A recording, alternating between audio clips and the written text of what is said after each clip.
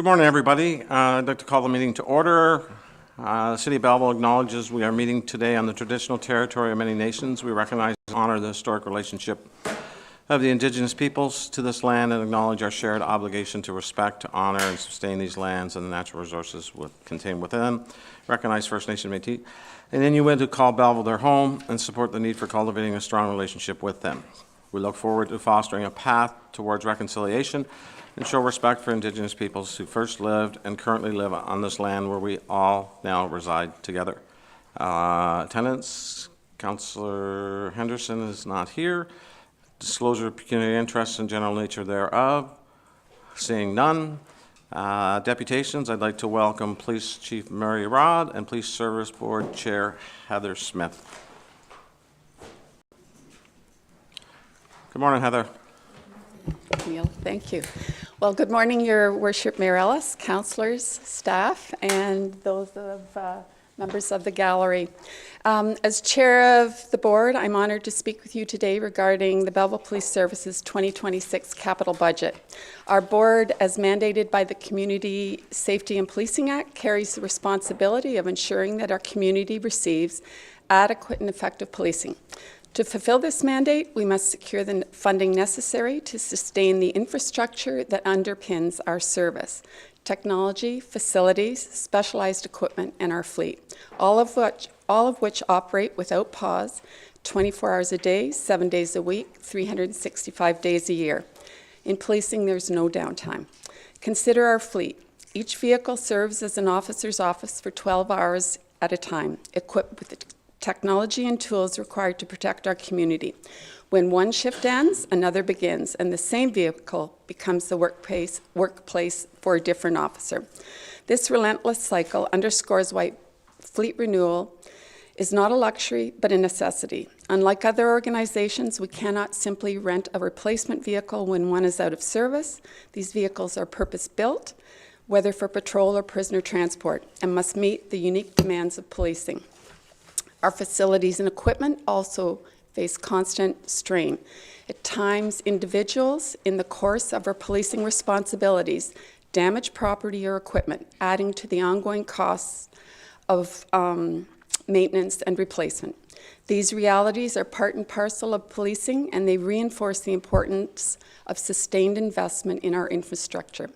We adhere to best practices in life cycle management, whether for vehicles or technology. When equipment reaches the end of its useful life, it's sold and the proceeds are returned back into our operating budget as revenue. This disciplined approach ensures that we maximize value for every asset. Finally, I want to emphasize that this budget reflects the voices of those who serve on the front lines. We asked our officers what they need to keep themselves and our community safe. Senior leadership then evaluates and prioritizes those needs. What is before you today represents the considered judgment of our Finance Committee and our board, a plan that we believe is essential to maintaining the safety and security of Belleville. Thank you for your time, and with that, I'll turn it over to Chief Rod to review the capital budget. Thank you. Thank you, Madam Chair. Your Worship, members of council, colleagues of city staff, members of our service, and all assembled, I'm pleased to present the capital budget for 2026. The driving themes are, of course, community safety, adherence with the Community Safety and Policing Act, and asset management planning. The budget is broken out in these categories of specialized equipment for $321,243, information technology, $279,955, fleet purchases, $529,939, and facility furniture and fixtures, $63,749, for a total of $1,194,887. The categories that you see were prescribed by the city, and some of them actually fit more than one category at a time, so that's why we've broken it out to reflect our actual reality. We just show this graph to show that we're slightly over last year, but modestly so, basically $100,000, and behind our ask in 2023. We represent 2.1 5% of the total draft capital budget for the city. And essentially, our request is the $1,194,884.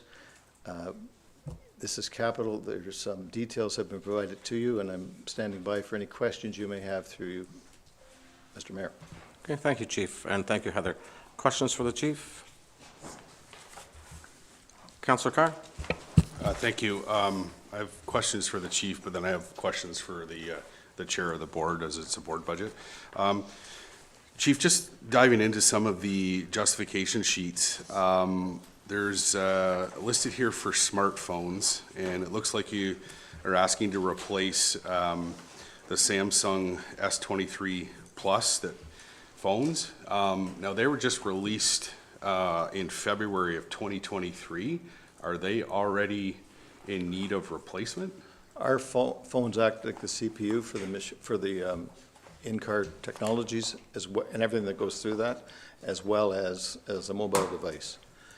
They're docked or in use full-time 12 hours, and battery issues and capacity issues are the issues. So we can't have those fail. They're individual pieces of kit, and so we're being proactive. They rolled out on a different scale or program, and we're trying just to be proactive so that we don't have points of failure. So the front line will be getting them first, and then they'll go to other support units, then to the civilians. Okay, so you said it's the main CPU. Is there not, what's in the cruisers in terms of what the officers utilize for search, for notes? Is there iPads or? No, No? there Okay. is, no, we have nothing. Everything is a dumb terminal for the screen, small screen, but it's the technology is all on the phone? driven through the phone. Okay. And so we have Fleet 3 technology for the dash cam, body cam, all 7 major functionalities and apps that are being processed through those every day. Okay, and just with that, do you have a contract with the provider that gives you a good deal if you're replacing, 2-year-old, might be 3 by the time you get them, 3-year-old cell phones? Do you have a good deal with the provider to get a good price on those? We have the best available to organizations like ourselves. We've switched actual providers in terms of some of those technologies from Bell to Rogers for connectivity purposes. Yep. But yeah. Okay. The other thing I wanted to hone in on, and I had Councillor Brown and I had a town hall last week, and one of the things that was certainly a highlight of discussion was this community rescue vehicle. Yes. And I'll have some questions from you, and then I'll have some questions to the chair of the board when I get into the budget side of it. I looked at the survey that was completed, or that was posted, some interesting questions. Certainly, the premise of the questions were all geared to feelings, how residents felt, whether that vehicle provided the feeling of safety. I'm just curious to know what were the results of the survey. I kind of scoured through Police Service Board agenda minutes, and I didn't see any results from that survey. The general impressions were that it was sort of a mixed reviews. There were those who thought there was a militarization theme. Some thought it was excessive, perhaps a luxury. Others who understood the mission of the police and what we're actually dealing with on a daily basis were on side. And in fairness to the exercise, it was a socialization exercise, not a decision-making exercise. We just put it out there to socialize the notion, just to hear what kinds of comments would be. Okay, so from what I read, I got the impression that the vehicle would be used particularly in high-risk situations, and certainly if there's firearms involved, given the ballistic protection nature of the vehicle.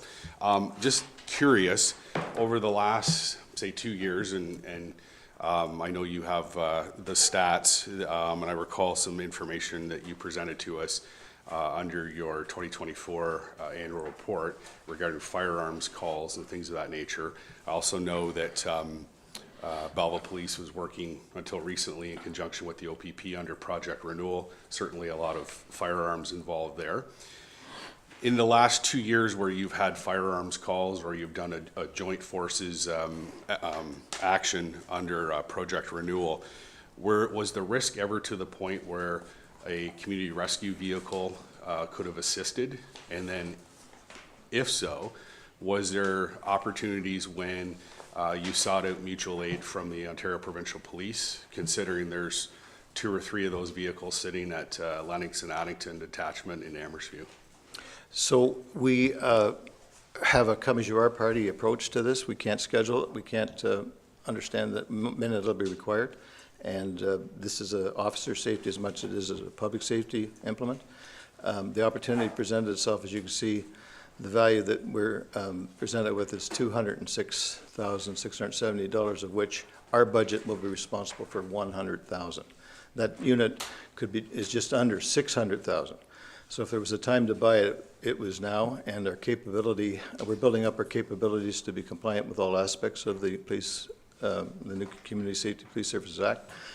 And our members are very active on gun calls. And the other thing that we're being confronted with are people smashing into our cruisers in an attempt to flee police and or just confront police.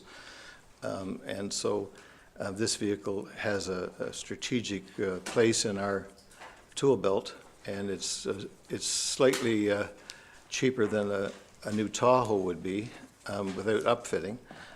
So this is the time for us to bring that into our suite of capabilities. The other thing is we have many stories of our officers deploying containment teams or immediate response or reaction teams or arrest teams, and they're doing it with walking behind a shield through open ground without cover or concealment.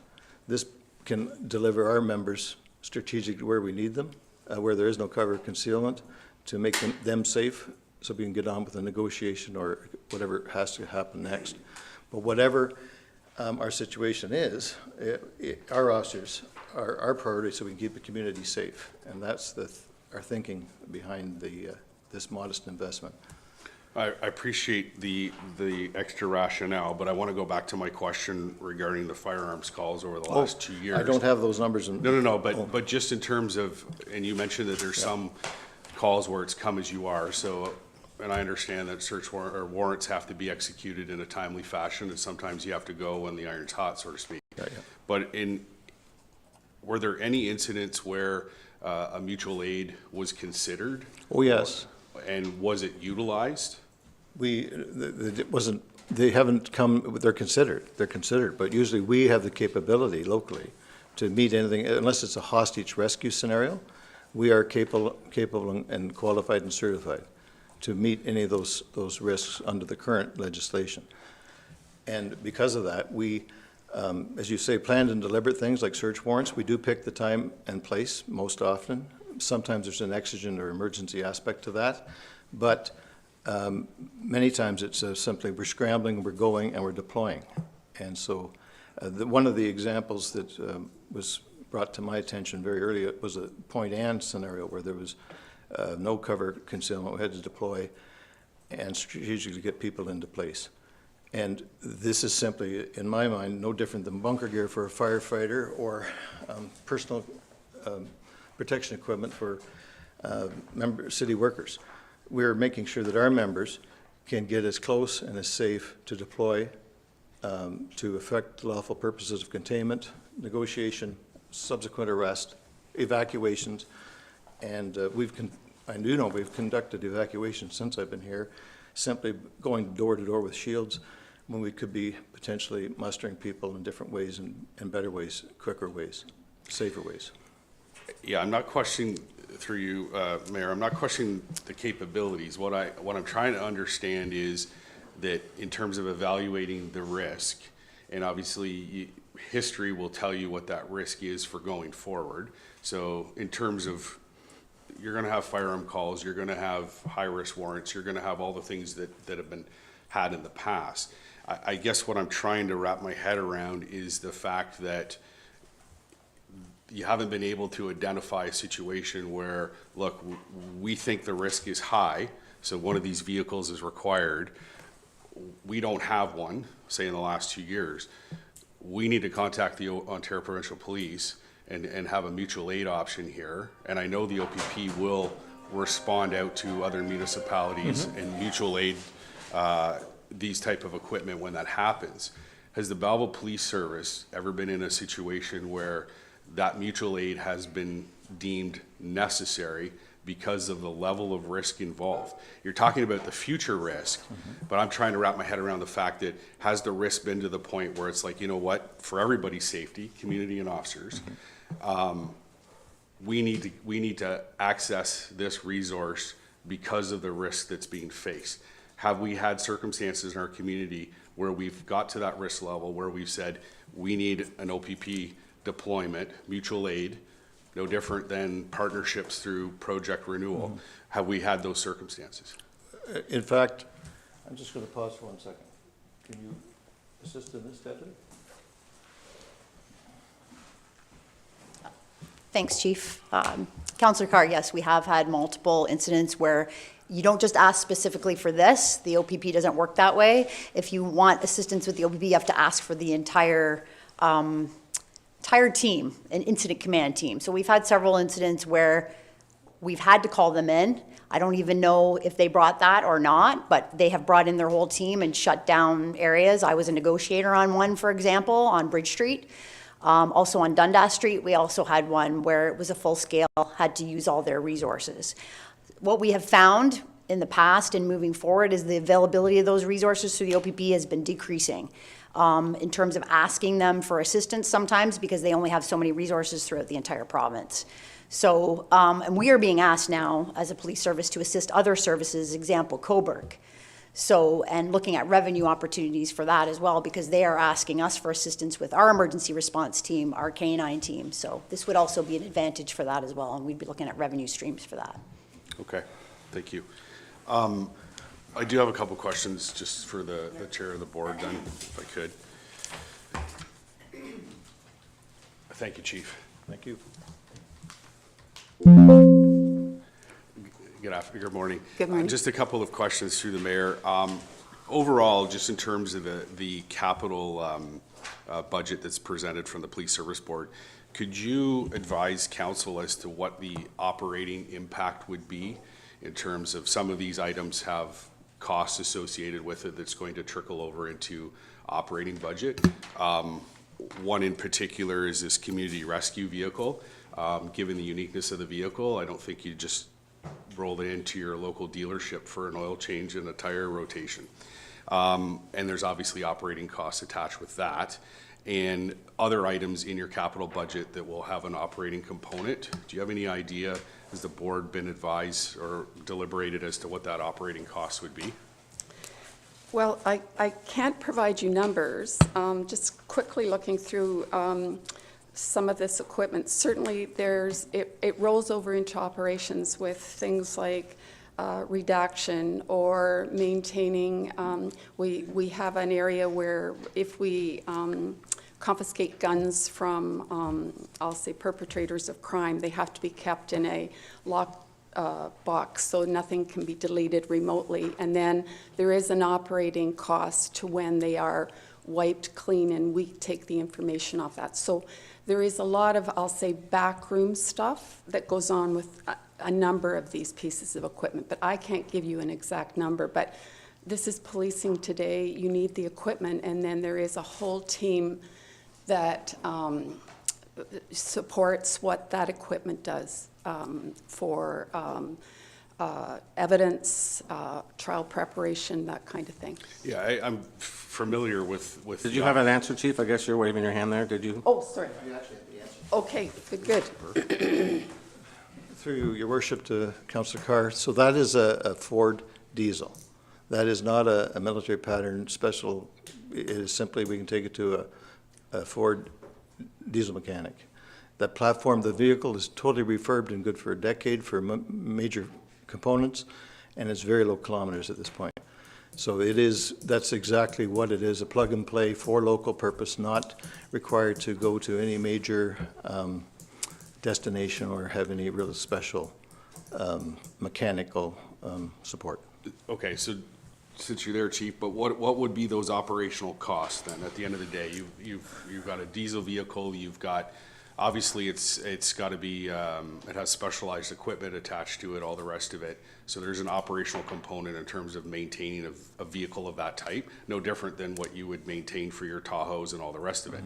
I would think the scale would be a little bit bigger. I'm just, generally speaking, I'm trying to understand, because when we deliberate capital projects from the city directly, and we look at the justification sheet, if there's a capital project that's going to have an operating component, we understand if there's going to be any FTE impact and requirement of any staff hiring, and then in addition to that, just the maintenance of the item, the capital item, through just regular operations. So there was going to be an operating cost to it.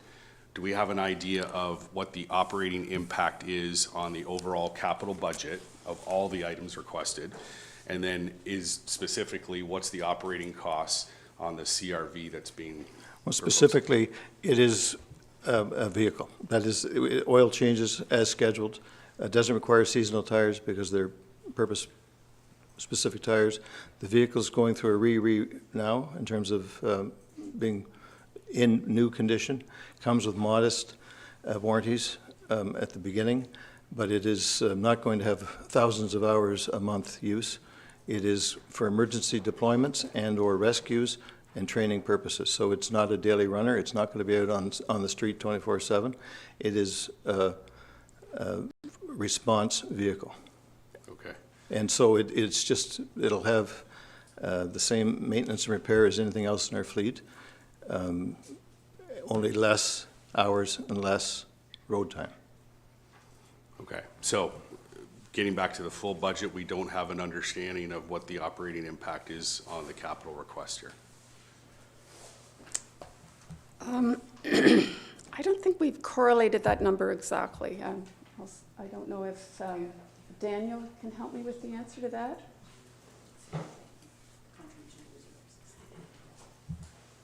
I guess one way we would manage that is contribution to reserves, which will have an impact on our operating budget. We haven't addressed that here, but certainly the contribution to reserves will be part of that operational piece. Yes, in most budgets should have a contribution to reserve anyway, so when you do have capital expenditures, you can draw off it. Exactly. Right now, I see that the police reserve is in a significant deficit, so That's correct. drawing on money you don't have, but it's more to do with the fact that so for example, if council were to approve a playground, the playground's gonna automatically have an operating cost.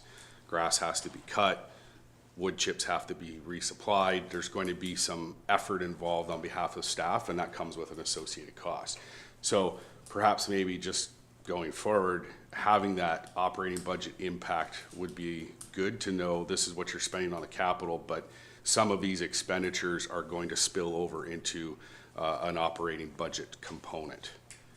So I'll just leave it there. Noted. One last question. Sorry, I don't mean to play up and down with folks, but I do have one last question for the chief.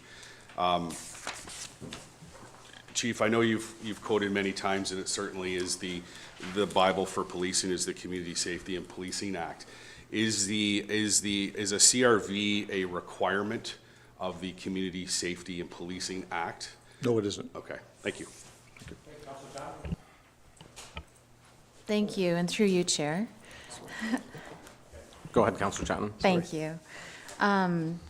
So while past behavior is the best indicator of future behavior, and citing examples where a rescue vehicle should have maybe already been in play for officer and public safety, fact is policing is largely reactive in nature, and identifying data-backed trends in an uptick of violent crime across the province, we do want to be sure that our servicemen and women are well protected from potential threats. I'm personally very happy to see the advent of new tools like the community rescue vehicle being rolled into the considerations for this budget. And I think that outside of the box thinking of how to ensure better safety protocols across both policing and for the community, it's imperative. So I want to thank you for including this, for thinking to the future. The fact is, violent crime is on the uprise across Ontario, and at some point, we need to be sure that we're ready for it. Thank you. Thank you. Councillor Thompson? Just a couple of things on the on the capital budget. On the fleet, you got 530,000. Then in the next line, you got fleet and facilities of 480,000. Why is it two separate? They both say fleet. It's a department, fleet and Just facilities as this sheet here. is considered a department, and was it right on the presentation? Sorry. It's on this sheet here, Chief. Oh, okay. Oh, we're cost centers. These are just cost centers that things are Yep. attributed to, and then departments.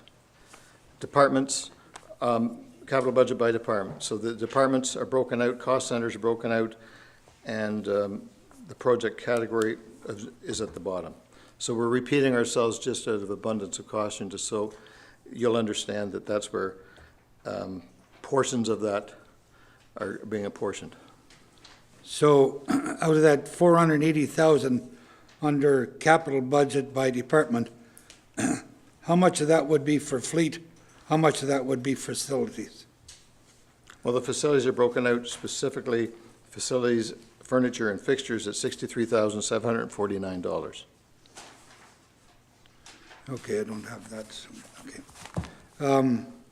Then the other part is the growth and new, 497,000. Yes. What's that for? So we were asked to identify if the purchase was considered growth, new, or replacement, and some of it is replacement and growth at the same time. We're replacing old and expanding the. So we don't have that broke down into separate then, just all put into one? They're broke out to best describe the scenarios there.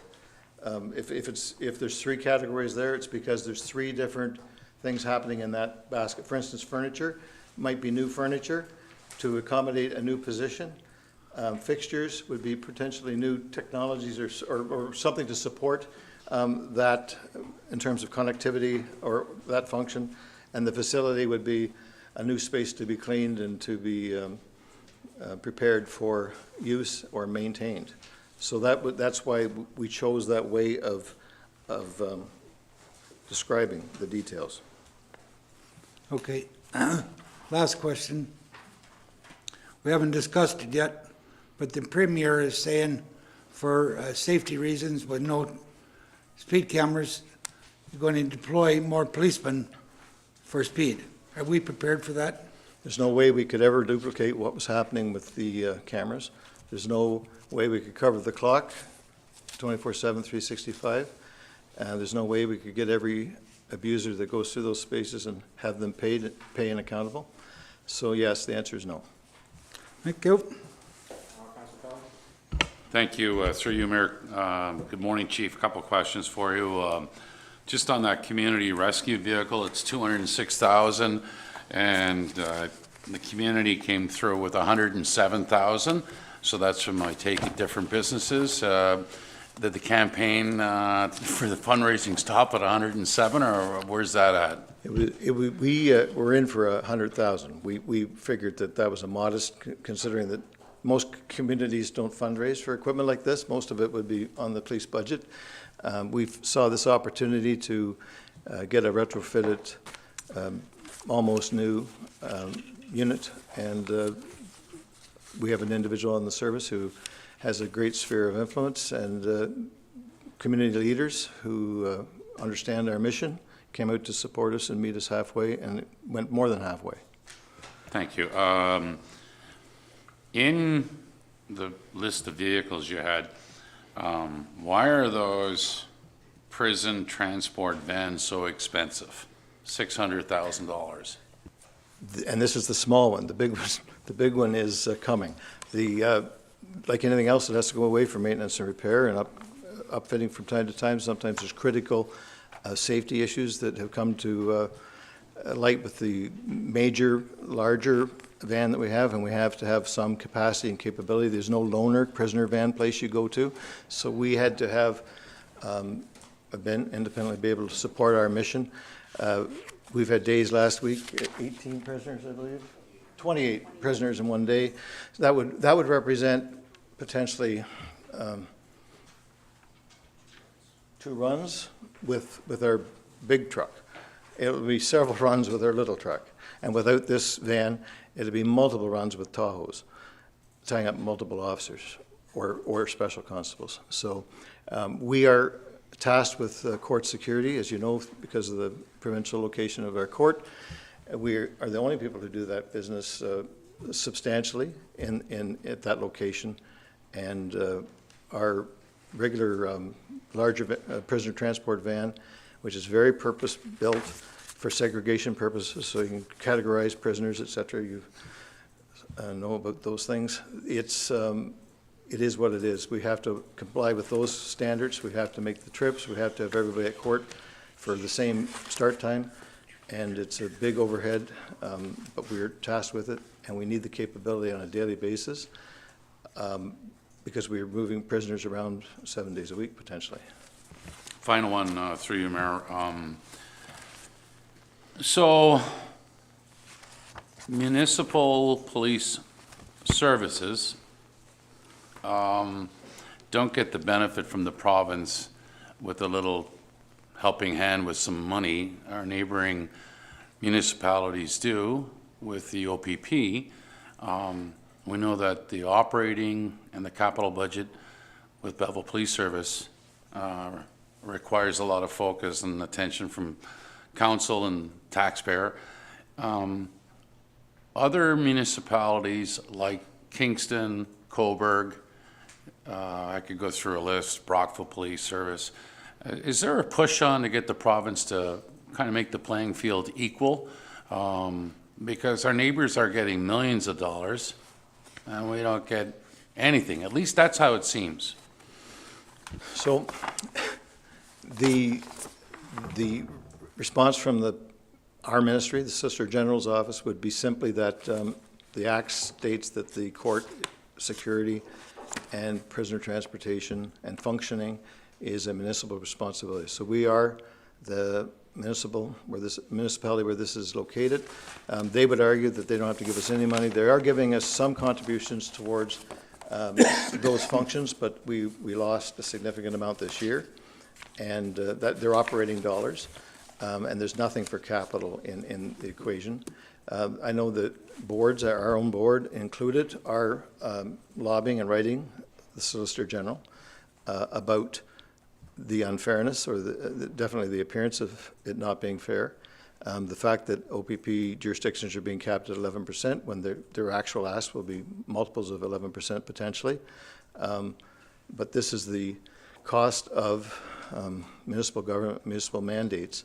And the other part of this equation is the Solicitor General is who we primarily answer to, but of course courts are Attorney General function. And we have inordinate responsibilities around that to meet all sorts of other obligations. So it's the gift that keeps on giving. It's high demand, 100% compliance. And if we do not comply with disclosures and or deadlines and or getting people to court, then charges will simply be withdrawn. And so everyone loses in that scenario. Councillor Brown? Thank you, Mayor Ellis. Thank you, Chief, for the presentation. I know it feels like we're grilling, but trust me, we're doing that with everybody. So, my question pertains to the fleet replacement. Aside from the community response vehicle, I noted that the vehicles that are in line for replacement, that we are ordering larger scale vehicles. They're not the typical sedan that we would see traveling around. Is that purposeful in terms of the use of these particular vehicles and where they would be deployed? That's the first half of the question. And the second half of the question is,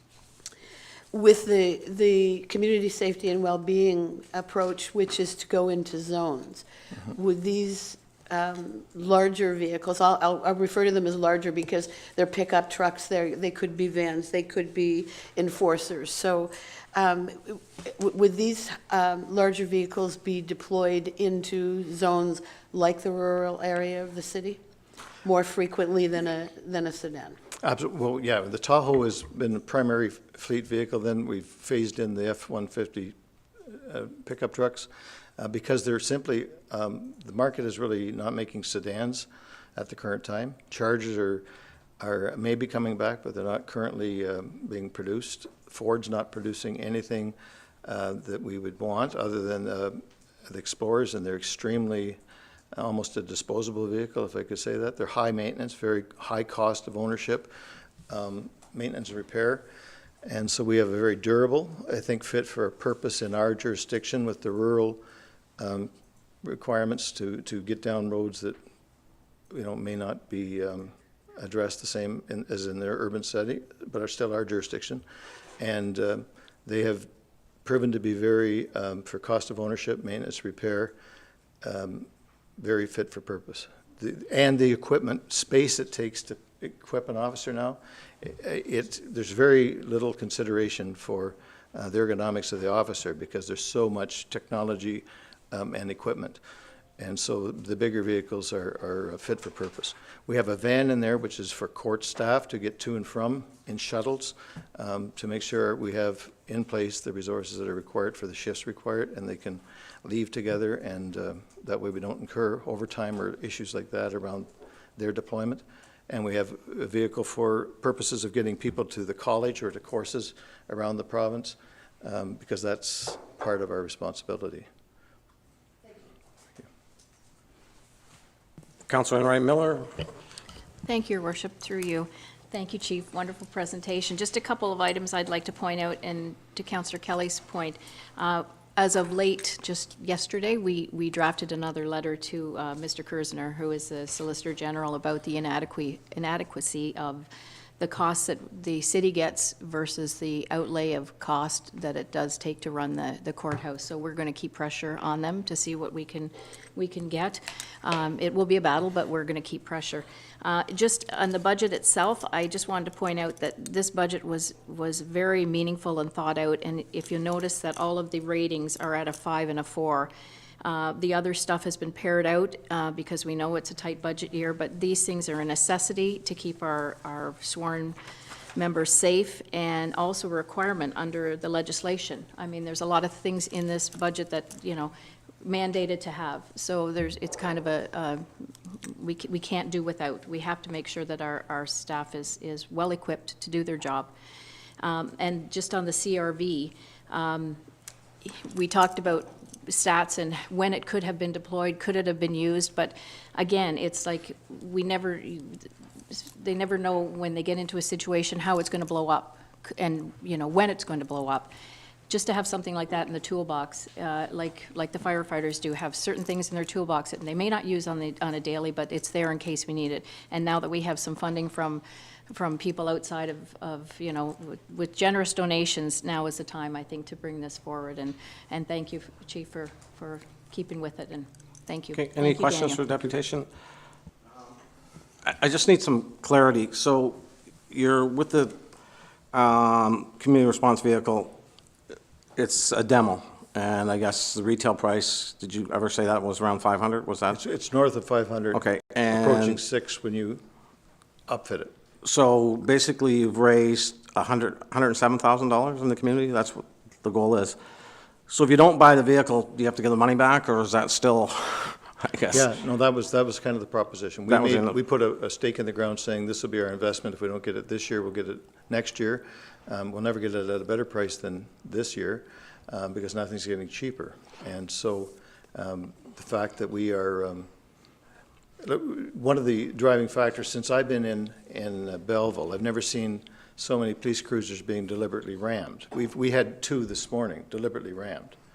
If we don't do anything other than use it to save, bring somebody to a halt, it'll be an investment well made because someone's going to get hurt. We've had people, as I say, return to the scene of a murder with a rifle to deliberately ram a cruiser. So we are targets of opportunity for the mentally ill, the violent, and the extremely violent. And I've never seen this in my entire career. It's a new phenomenon. It's happening everywhere. And I think to Councillor Chatton's point, we are responsible to have the capabilities to do our mandate every day, and this is just an opportunity. And instead of a Tahoe, we're making the strategic choice to run a Tahoe a year longer and have this capability in our arsenal. So, question-wise, rammed, do you mean wrote off rammed? Any of them ever Some of been? them have been written off, but others off the road for days at a time. So that's why we need a fit-for-purpose fleet that's available to replace on a daily basis. Because literally today, I just was told, we had two, I don't know the extent of the damage yet, that's being assessed, but we have vehicles constantly being repaired. Are our insurance deductible? I guess you might not know that. But they do, but it's the supply chain issue that's one of the biggest aggravators.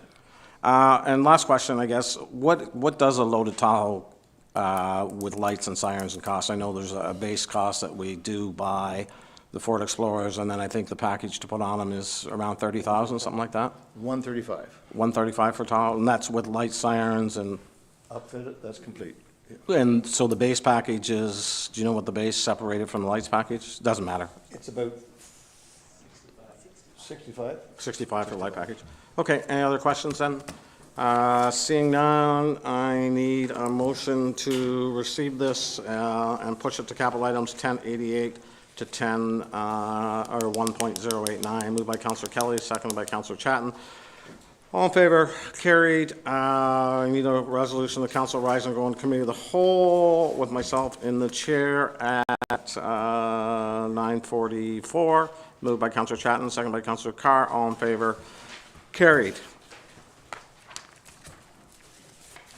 Do you guys want to take a 2-minute washroom break just before we start this? Okay.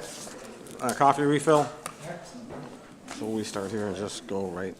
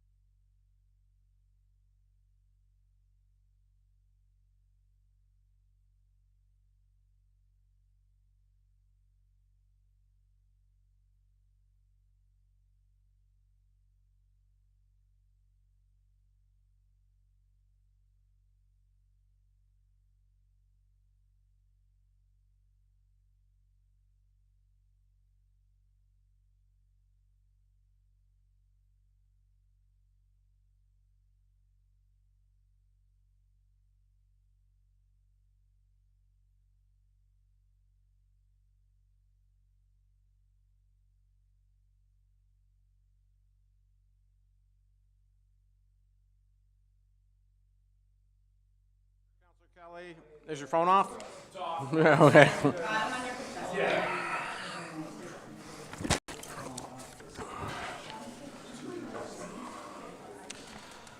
Okay, we have the 2026 capital budget presentation by our treasurer, director of finance. You're here, slideshow. Excellent. Welcome, everybody. Good morning. I'm very happy to present the 2026 capital budget and 10-year capital plan. This is a plan that outlines the city's financial plan and capital investments for the upcoming year and beyond. I would like to take a little bit of time to thank all of the staff that participated, as well as the community that provided feedback into these plans. If there's anything that's unclear throughout, please don't hesitate to ask. So the timeline above outlines the key milestones that were undertaken from initial survey to our budget meeting today. A structured process is utilized that is aligned with the city's asset management plan, budget policies, council guidelines, and community feedback. Consideration is also given to a program that is both functional and financially manageable.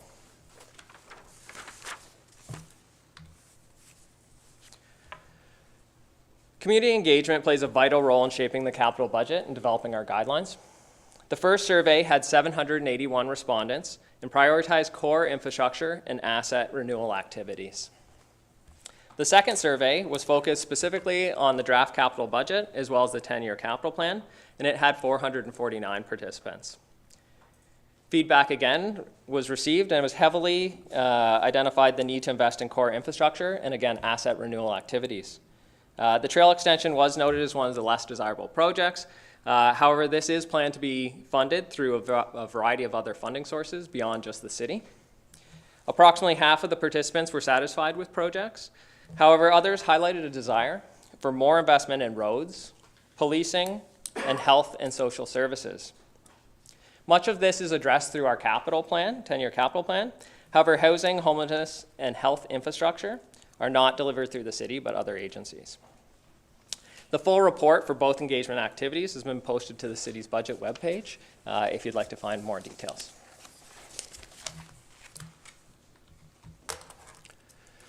So the goals and objectives guiding the capital budget and the 10-year capital plan were based on council guidelines, strategic priorities, community feedback, and the asset management plan. Again, core infrastructure remains a top priority across all sources and is a key focus in the capital budget and the 10-year capital plan. Also, feedback and guidelines have identified a focus on renewal and maintenance activities over growth, with growth projects being justified based on approved plans. Overall, the feedback and objectives are fairly consistent across the sources and focuses on core infrastructure such as roads and underground infrastructure, as well as making prioritized investments based on risk.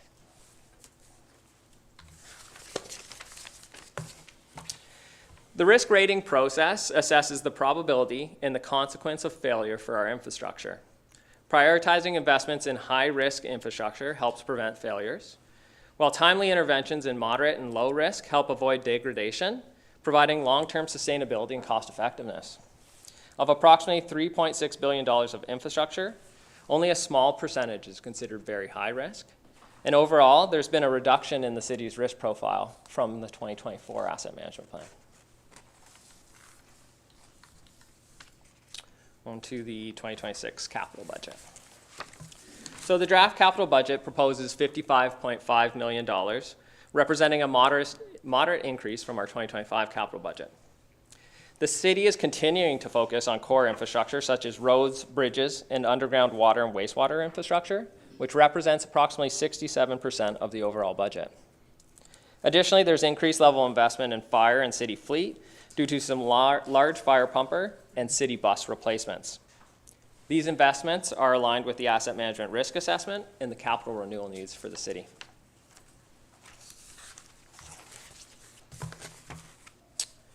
To fund the proposed 2026 capital budget, we're seeing similar use of user rates. These are funds for water, wastewater, and parking.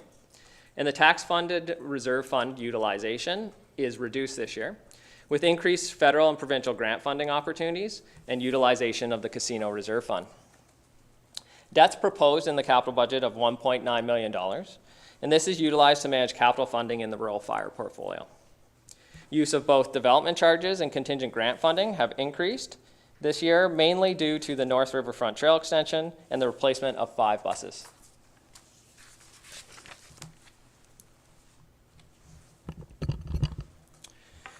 The user rate funded reserve funds are critical for sustaining water, wastewater, and parking operations. The reserve fund transfers for operations are made to help support the capital needs for each area. Overall, the utilization in 2026 is outpacing annual contributions. However, this is largely due to higher capital needs in the water portfolio.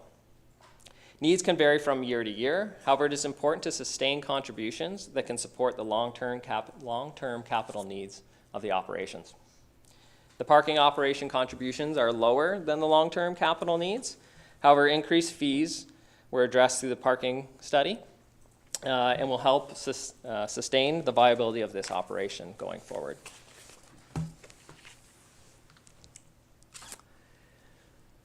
The main source of reserve funding for tax-related projects is the Asset Management Reserve Fund. Contributions to this reserve fund are made through our operating budget, and in 2025, they total $14.7 million. Additions from new subdivision acceptances, new infrastructure proposed in this 2026 capital budget, as well as recommendations from the asset management plan, will require additional reserve fund contributions moving forward.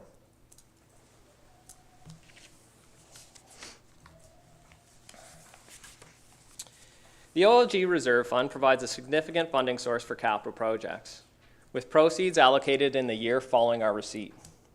In 2026, the capital infrastructure area is providing funding across asset groups including roads, bridges, the Quinte Sports and Wellness Center and other facilities, as well as critical information technology renewals.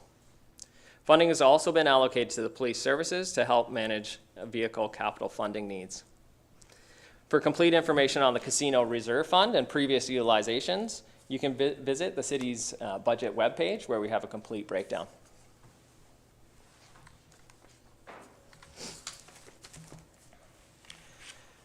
Grant funding from the programs like the Ontario Community Infrastructure Fund and the Canada Community Building Fund play a critical role in supporting capital maintenance and renewal for the city. Approximately $18 million will be utilized in 2026 from various grant sources and are applied towards high priority projects. The 2026 program also contains pre-approved projects with pending grant funding for the active transportation Riverfront Trail extension and the purchase of 5 buses under the Rural Transit Solutions program. Expenditures for these projects will not begin until funding has been committed.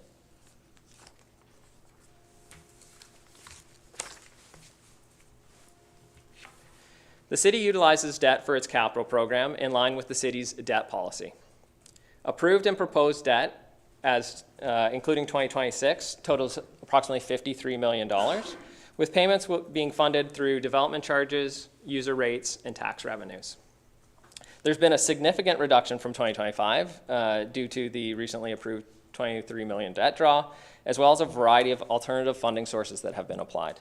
Most notably, there's been a reduction of over $16 million applied to the Avonlow Pump Station project, now funded through the Canada Housing Infrastructure Fund. I would note the fire replacements are recommended for debt due to the limited reserve contributions and to ensure appropriate recovery through this area-rated portfolio.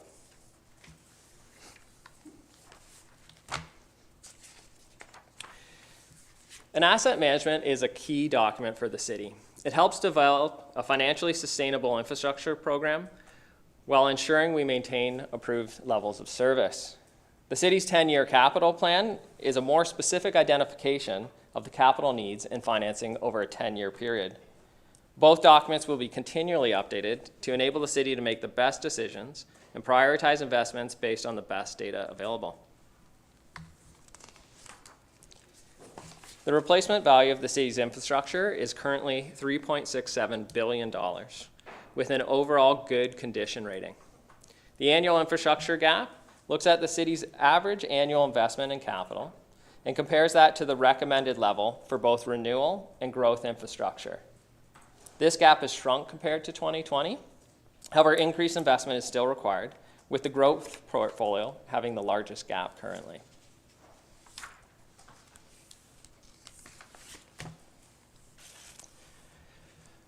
The 10-year capital plan totals approximately $1.07 billion.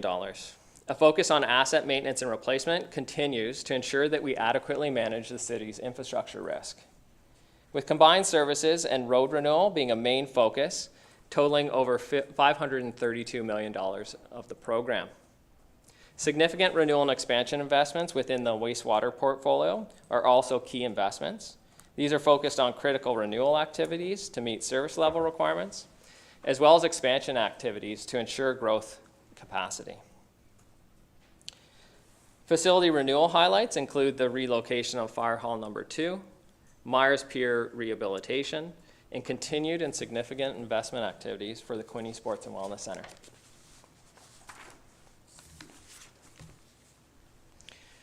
As noted, there are significant investments being made in asset maintenance and renewal. This is in line with both public feedback as well as approved plans and direction. To better access this information, a map is available on the city's webpage. It identifies the planned road and underground infrastructure projects, timelines, and locations over a 10-year period.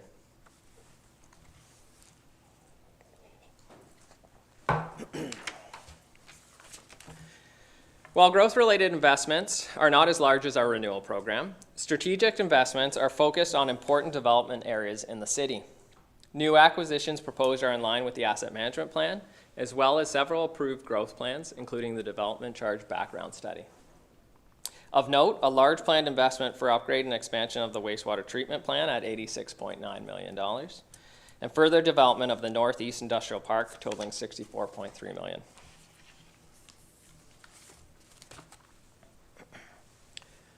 Targeted investments in the 10-year capital plan were driven through the city's asset management plan. With the estimated level of capital renewal and growth needed to meet the city's levels of service targets used as a guide for investment. Development of this program also considered approved guidelines to evaluate competing priorities and deliver a well-rounded program. The reserve fund policy for asset management reserve was also utilized, and this ensured a sustainable financial strategy. Overall, tax, water, wastewater portfolios are all projected to reach 100% of their targeted balances by the end of the planning period.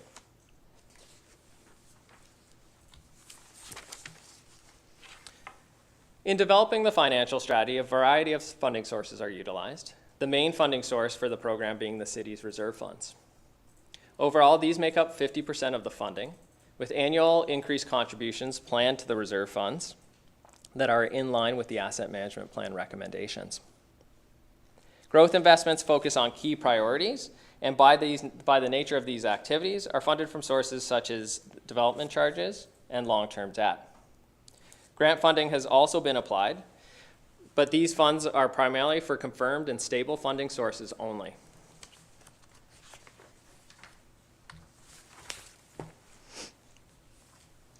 The Asset Management Reserve Fund is the city's main fund utilized for tax-funded capital investments. Contributions progressively increase over a 10-year period to meet capital requirements, as well as ensure sufficient funding for future needs. As noted, by the end of the forecast period, this reserve fund is expected to meet 100% of its target balance.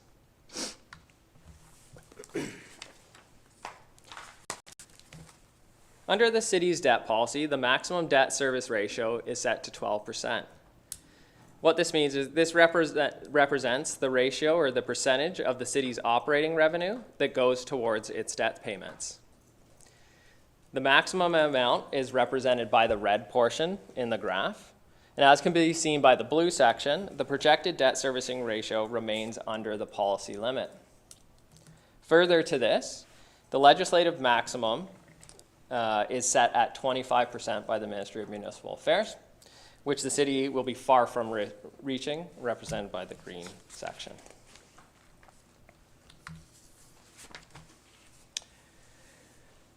Levels of service for each infrastructure area were approved by Council through the updated 2025 Asset Management Plan.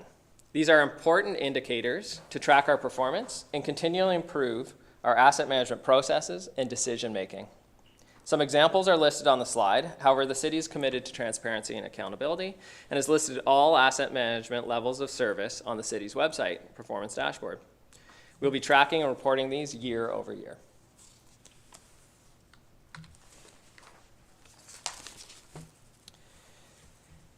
Continuing to improve the city's asset management plan and process is a key priority. Efforts will focus on data and process improvements and asset management software implementation. To ensure the city stays on track and is reactive to key priorities and emerging issues, a continual process of community engagement and performance tracking will continue. Overall, the city is performing well and maintaining assets in good condition, with service levels meeting expectation. Funding is a critical area requiring increased investment. To manage this, the city will be proactive in exploring grant funding, incrementally increase reserve fund contributions, and balance this with the affordability to our ratepayers.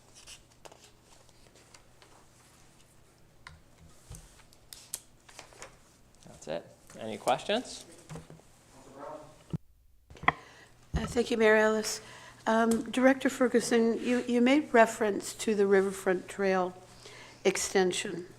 And in looking at the Phase 2 survey results, is it fair to say that people are resistant to that particular project because they, A, don't understand the criticality of the accessibility for our residents in the north, and B, that they don't understand that the project won't proceed unless we get funding for it, that it's not coming out of taxpayers' funds,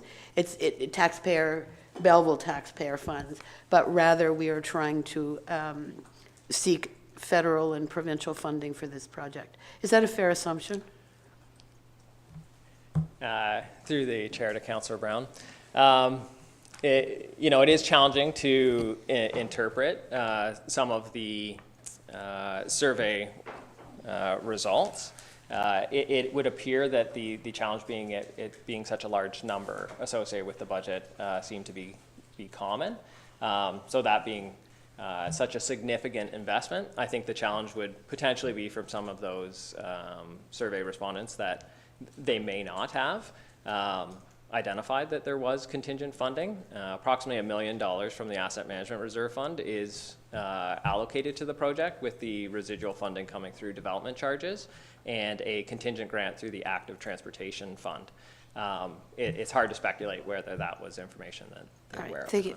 And if I may, the reason for my concern, representing residents in the north, it was something that did come up for discussion at our town hall about the fact that the widening of the 401 and subsequently the bridge and infrastructure that will allow that accessibility, we know is a long way off. We talk about it, it seems to bubble up and then it disappears again. But I'm more concerned about some of the commentary that was, I don't believe it's a smart use of taxpayers' money to put this $6 million extending the North Riverfront Trail when there are so many problems like homelessness and no money in the budget for homelessness. So again, I think that there's some misunderstanding in terms of what's actually being accomplished here, which is we as a city have grown well beyond north of the 401. Some of our largest subdivisions are all happening immediately adjacent to north of the 401, and yet the 3 points of accessibility from north to south. The Wellbridge Loyalist Bridge has no sidewalks.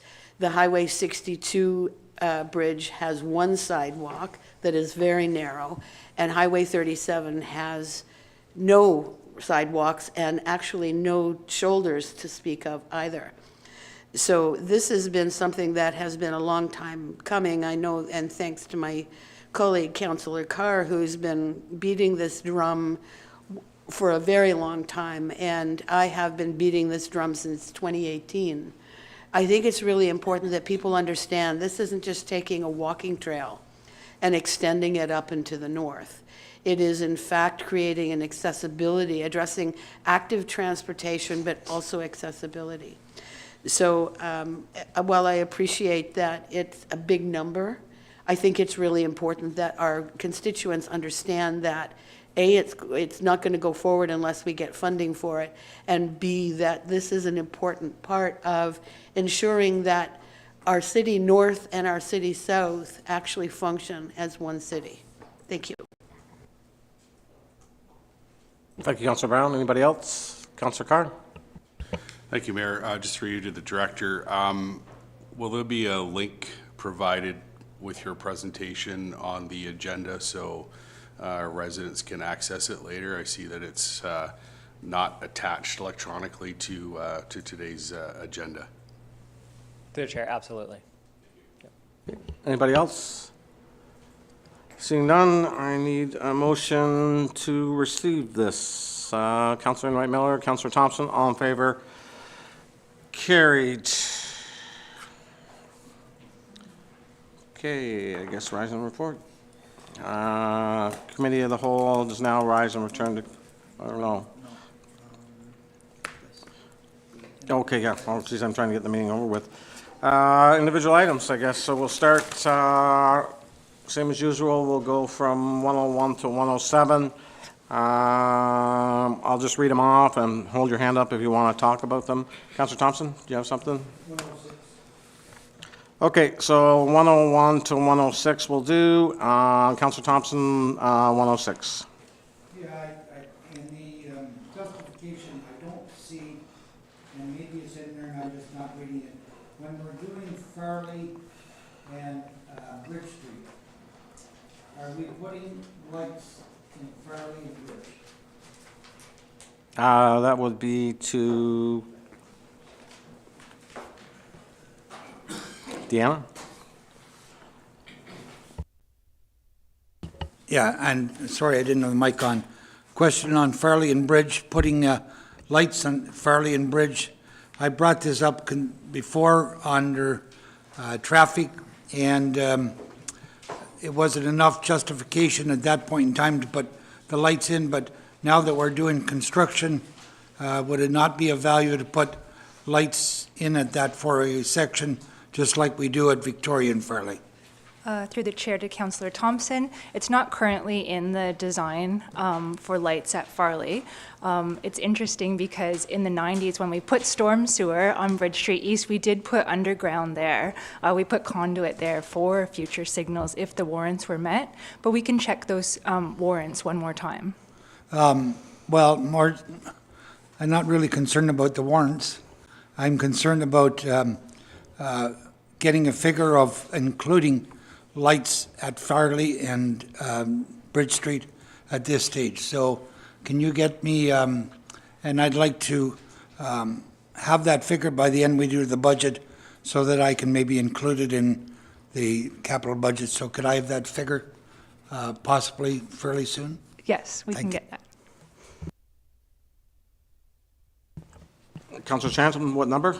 Actually, that just a continuation of that one. I'm just, if I may, Chair, I wanted to know if there's any way to get costs on putting the lights in at Farley and Bridge, but also a comparable for a traffic circle. Just given the Premier's direction on the issues with speed enforcement throughout the province, I feel like there's going to be some merit to looking at different ways of slowing down traffic within the city, and traffic circles are certainly one of those tools that we can use, since we don't want to be installing speed bumps, et cetera. Yeah, I want to just add to that. I appreciate that because Premier Ford going to pay for all roundabouts. So that's that would be great so we can get funding. Thank you. So Deanna, would we have stats, like, I mean, on that? Like, I just see stuff being added here that's not recommended, I guess, and the question is, how would you, have you had traffic counters out there and all that already on that? Yes, we can get the figures for roundabout concerning property, and on roundabouts we do consider a life cycle cost as well, so we can do that comparable between the roundabout and signals. But I guess that's not really what I'm saying. Is if I say I want a stop sign on the corner of Catherine and Benjamin, are there stats, or are you just going to say, here's the price? Like, I mean, is it warranted, I guess is the question. Did it go through traffic? Is there any stats of how many cars are in that intersection and things like this? Yes, that's, so we haven't included signals or a roundabout at that intersection because I don't believe warrants have been met. But we're being requested to provide the dollar figures even without warrants. Typically, on a capital project, we would only do an intersection upgrade if it's warranted. So warrants means warranted, okay. Warrant means warranted in present day, but we usually do a 20-year projection as well, because we're not going to go in and rip up that street again for at least 20 years. Perfect, thank you. Councillor Thompson, did you? No, just as long as I'm going to get the figure, then this council and mayor can deal with it later, so thank you. Okay, anybody else? Do we pull that then? Like, do we pass it? What do we do with it? We keep moving, okay. 1007 to 1010. Anybody else? No? Okay, move to transportation services, 111 to 114. Seeing none, 115. Oh, Councillor Thompson? Yeah, on 113 and sort of 114 in comparison. On 113, we're talking about resurfacing or road surfacing program, and I'm concerned about other streets that haven't been included, which are, right now, we're doing Mitchell Road and Harmony Road.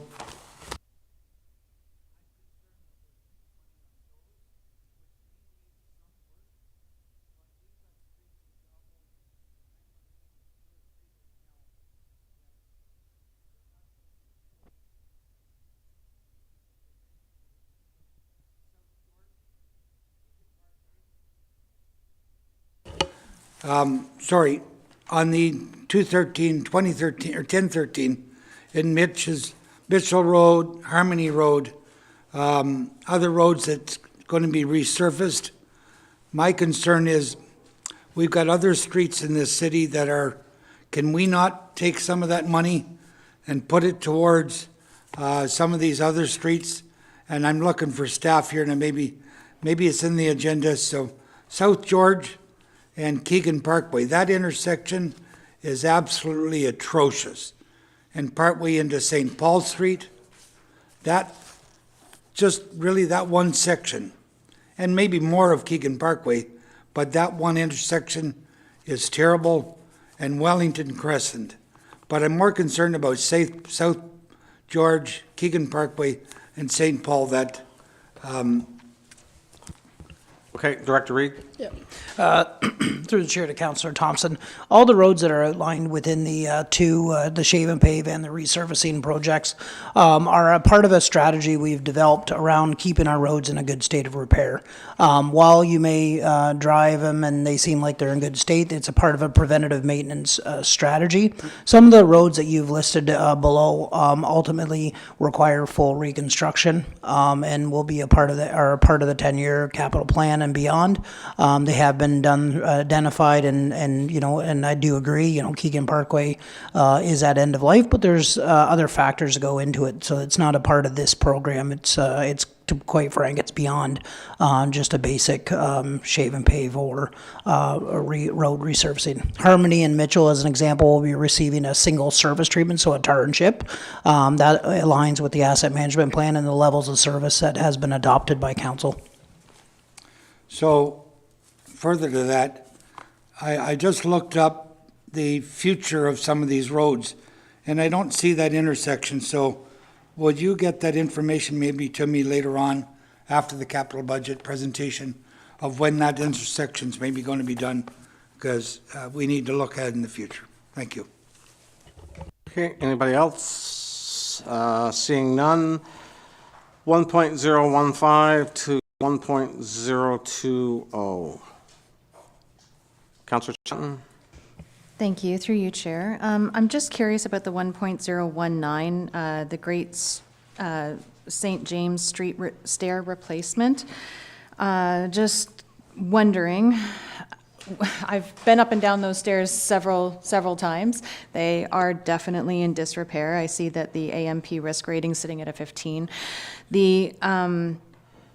What's the difference between just taking them out and removing them altogether so that that does not continue to be a draw on public funds for a very small amount of traffic up Director and down Reed? those stairs. Through the chair to Councillor Chatton.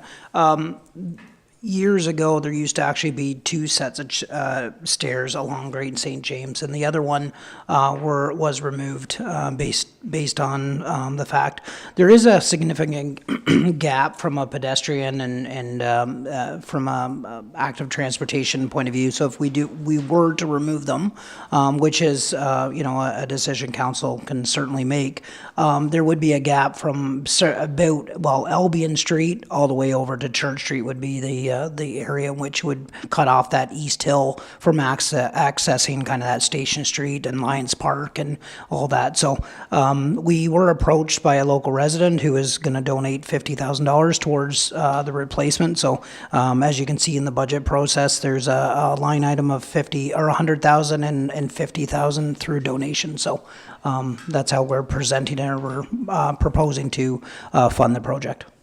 Okay, thank you. Okay, go ahead. Yep. Thank you. Follow up to that. Still though, if I may, Director Reed, the cost associated with just removing the stairs, and the reason that I'm bringing this up, I live in that neighborhood. That particular area opens up onto Mount Pleasant. There are large cinder blocks in the way that, no traffic can accidentally drive, down those stairs or off of that dead-end street. But typically, and this is my issue with these stairs, is that it is a dangerous spot in the city, not only because of the disrepair of the stairs, but because of the surrounding area and open-air drug use, particularly with a homeless population that is in that region, often traveling from the area of Grace Inn up through that street at the bottom of Great St. James, up to Mount Pleasant and into neighboring backyards of local schools. So the fact is, most residents in that region are not utilizing those stairs because we're very well aware of the activities that are happening around them. So for public safety and in public interest, how much would it be to remove the stairs altogether? Director Reed? Through the chair to Councillor Chatton, I was certainly involved with the removal of the other set. It was about 2 days with a loader and our internal staff that removed those wooden stairs, and probably about $1,000, $2,000 in disposal at through a dumpster. So probably $5,000 would remove those stairs. And just in contrast, to point out, $5,000 to remove them, and we're looking at a total of 150. 150 point, that would be 150,000 to repair? Yes, about 150 is what we're estimating for full replacement of those with, and I mean, we wouldn't recommend replacing with wooden. It'd be a steel structure is what would be designed and put in, so. Which definitely does, address the issue with the physical safety of the stairs themselves, but it does not address the issue of the physical safety of the location. Thank you. Councillor Thompson?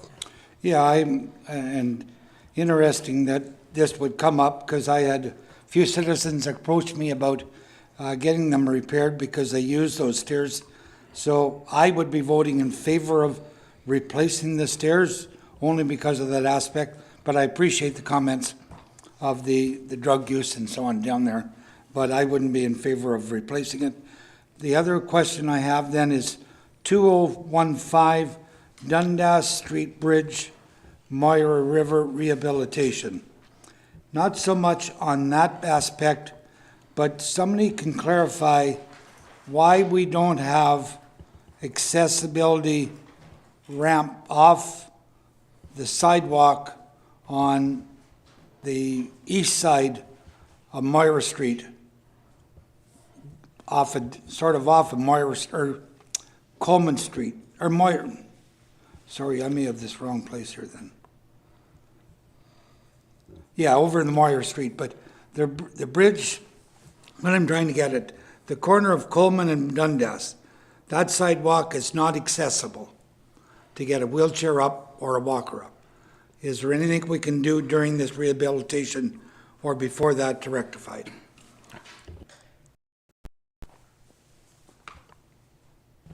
Through the chair to Councillor Thompson, yes, the Dundas Bridge rehabilitation, the current design plans include a multi-use path on the south side as well as new sidewalk on the north side. And both ends of the bridge would be made accessible with those active transportation upgrades. So, so when would that be taking place? I don't have the issue sheet in front of me here, but there's major utility relocations required for that bridge reconstruction, and that's what the current budget is for those major utility relocations, specifically Bell and Alexicon. Alexicon's located in that north sidewalk, which is why you see the deterioration there. And so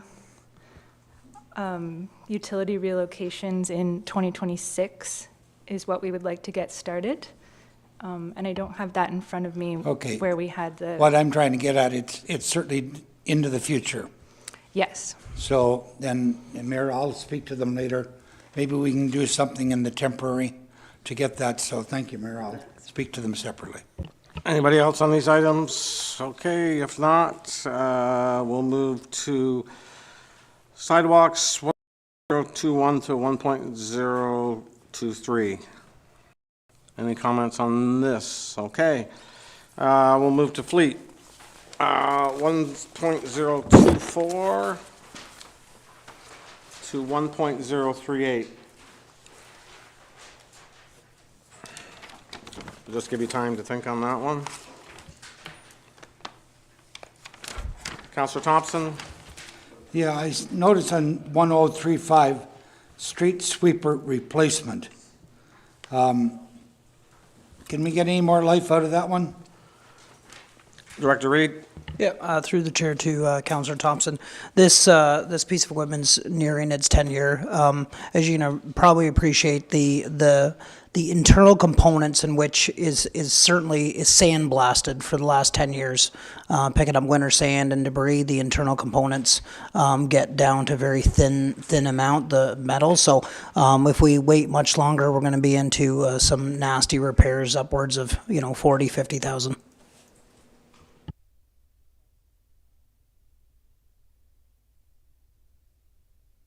But the score is only 15.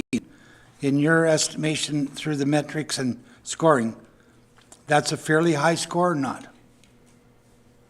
It is on the upper end of the replacement. I mean, it's not a critical. When we look at the AMP ratings as far as critical, I mean, we can get through with some sand on the road essentially. But I mean, ideally, the residents themselves don't like the dust and debris that ends up in their windows and so forth. So that's part of a strategy to keep our roads clean. Okay. Councillor Carr? Thank you, Mayor. Through you to Director Reed. First of all, thank you for providing the photographs attached to the budget. It gives a good visual of some of the equipment and its status, and certainly, they say a picture is worth 1,000 words, and this certainly adds to the justification. Realizing that much of your equipment works in harsh conditions, all 4 seasons, how much, in looking at some of the decay and particularly the rust, what type of programs does TOS have in terms of rust proofing and things of that nature in order to stretch out the life cycle in these harsh working conditions? Yep. Through the chair to Councillor Carr, even though you're seeing all these rust pictures and so forth, we do have an annual rust proofing program. I would estimate that if we didn't do that, we'd probably be looking at a replacement cycle of closer to 7 years. A lot of municipalities, some larger ones, of course, are replacing these vehicles around the 7 to 8 years. So we replace them around 10, and as you can see with the pictures, we still have an annual rust proofing program where we take our small small light duty pickup trucks to like Crown or Rust Check. But we also then, for the larger pieces of equipment like the loaders and the dump trucks, they actually come to our site where we take a day and we have them all power washed and they come on site. So this is a part of our rust proofing program, even at what you're seeing. Thank you. And one more question. In addition to the rust proofing, so if your equipment has some damages, because like, for example, I'm looking at the front end loader and there's some dents, so it's been hit by something or something has hit it. Is there repairs done on those type of damages? Because once you have damage to the body, obviously you get the cracks and then the rust, and no matter how much rust proofing you do, you're inevitably going to see decay faster. Is there repairs that occur to bodies of equipment and things of that nature to slow down some of that decay? Yes, and it is dependent on what accidents occur and where it takes place. I mean, obviously, if we have a truck that's, I want to say 3 or 4 years old, we're obviously going to do a full body repair. Whereas if we have something that's hitting that year 8, 9, 10, we're not going to want to invest, $10,000 into a 10,000. So we'll just patch it up and carry on. But the staff do repair them, but it's on a case by case basis on the extent of repair. Okay, thank you. Anybody else? Okay, we'll move along to Parks, 1.039 to 1.048. Councilor Thompson. 1.042, tractor replacement. I just know that, and give me some explanation, I know it's 2014 Kubota. I know a lot of farmers keep tractors 20 and 30 years, and they use them, and I'm sure, I know my son-in-law is the same thing. Why are we replacing this tractor after only 10 years? Director Reed. Yeah, through the chair to Councillor Thompson, some of the challenges, again, similar to other pieces of equipment, they're in a salt environment. And, I know some of the private contractors that utilize like farm tractors for plowing parking lots and stuff like that. They certainly don't have a 20, 30-year lifespan. Typically, they lease a tractor and they get 4 or 5 years because all the salt, the magnesium, the chlorides really do get into the seals, and that's where we start getting leaking and stuff from the main frame and stuff. And that's why, our life cycle and through our asset management plan, we've got a 10-year lifespan on that style of equipment. Okay. Anybody else?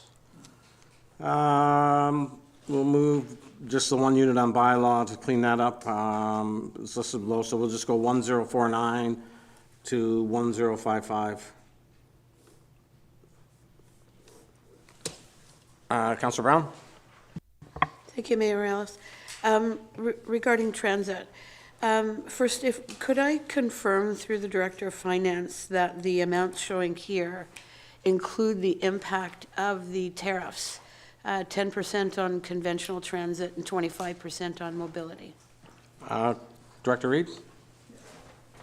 Yeah, through the chair, as we have been updating, working with finance and getting the updates from Metrolinx, because we're a part of the Metrolinx procurement program.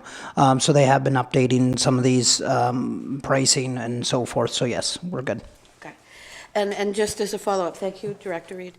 I think it's an important aspect in terms of some of the costs related to our transit fleet, in particular, both conventional and mobility, is that the tariffs from the United States are in fact having an impact. The vehicles themselves, it's the ongoing maintenance cost is what that we'll see in operating budget, but also on new purchases, is all of the parts that that result in these vehicles are actually coming out of the United States. We talk about our hybrid buses being built here in Canada, and they are. They're 100% built here, but they're built with parts that come out of the U.S. So it is something that, from a transit perspective, we need to watch closely in terms of this and many other things, but this in particular for me was the fact that tariffs are having quite a significant impact on both the capital side and what we will see and experience in the operating budget. Thank you. Councilor Brown. Councilor Enright Miller. Thank you, Mayor Alice. Through you to question the mobility buses. Director Reed, just a question. I've heard from some people in our community that have wheelchairs and certain devices and wondering if the new buses are equipped to facilitate larger devices. Can you just tell me that? Or are we getting the best robust mobility buses to service any type of wheeled cart? And Yeah, through the chair to Councillor Enright Miller, there are some challenges with some I want to say retailers that are selling mobility devices that are beyond the CSA and the ODA standard. So it does become challenging to meet some of those when they're, growing exponentially. They are, we're a part of Metrolinx, which is the standard procurement of transit vehicles, and they have we meet all the regulatory standards. One thing that we probably should look at doing is communicating that out to the public, so that way when people are purchasing their mobility devices, it meets the standards that's set. thank you. I think that's a great idea. Just sort of forewarning would be great. Thank you. Councilor Chatton. Thank you, through you, Chair, to Director Reed as well for on the topic of mobility buses.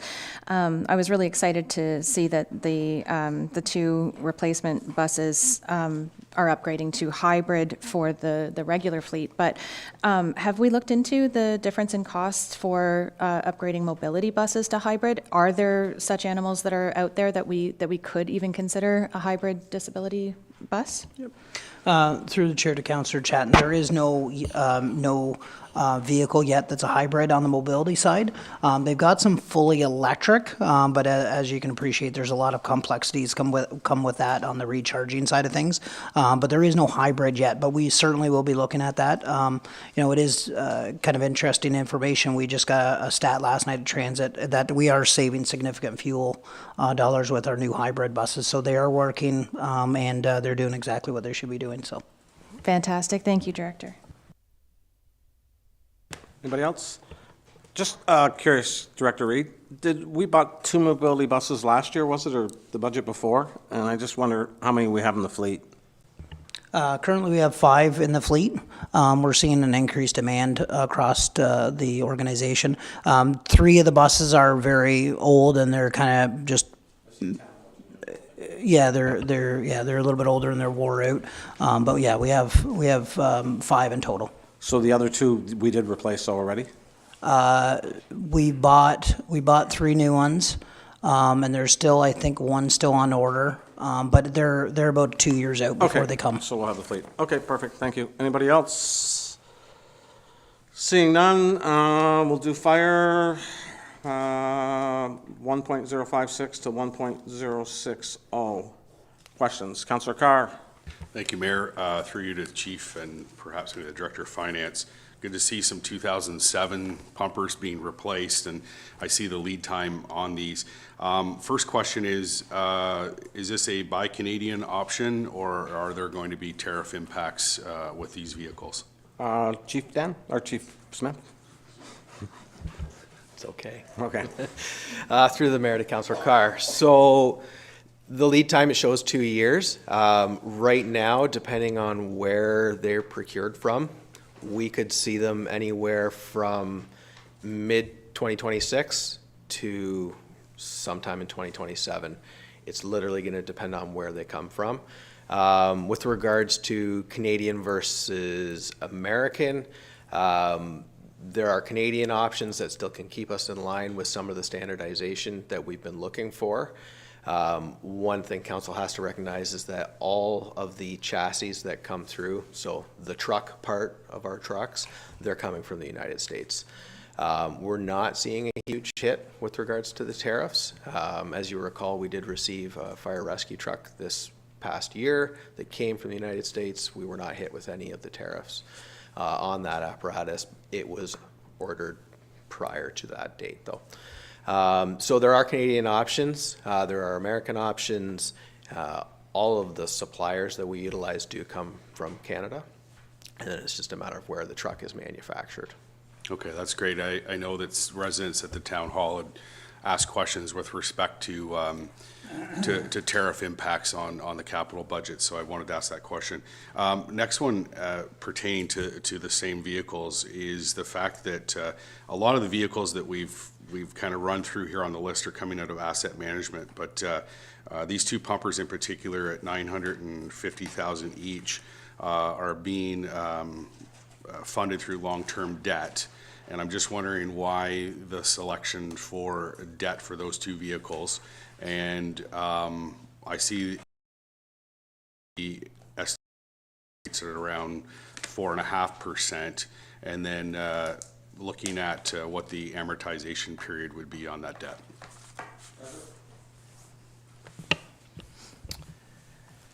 Through the chair to Councillor Carr. The approach to take debt on the vehicles is due to the funding sources for the area rated portfolio. Based on contributions into the Asset Management Reserve Fund, currently the fire portions submitted, both urban and rural, wouldn't cover large vehicle replacements. They're not at the contribution level to be able to afford those.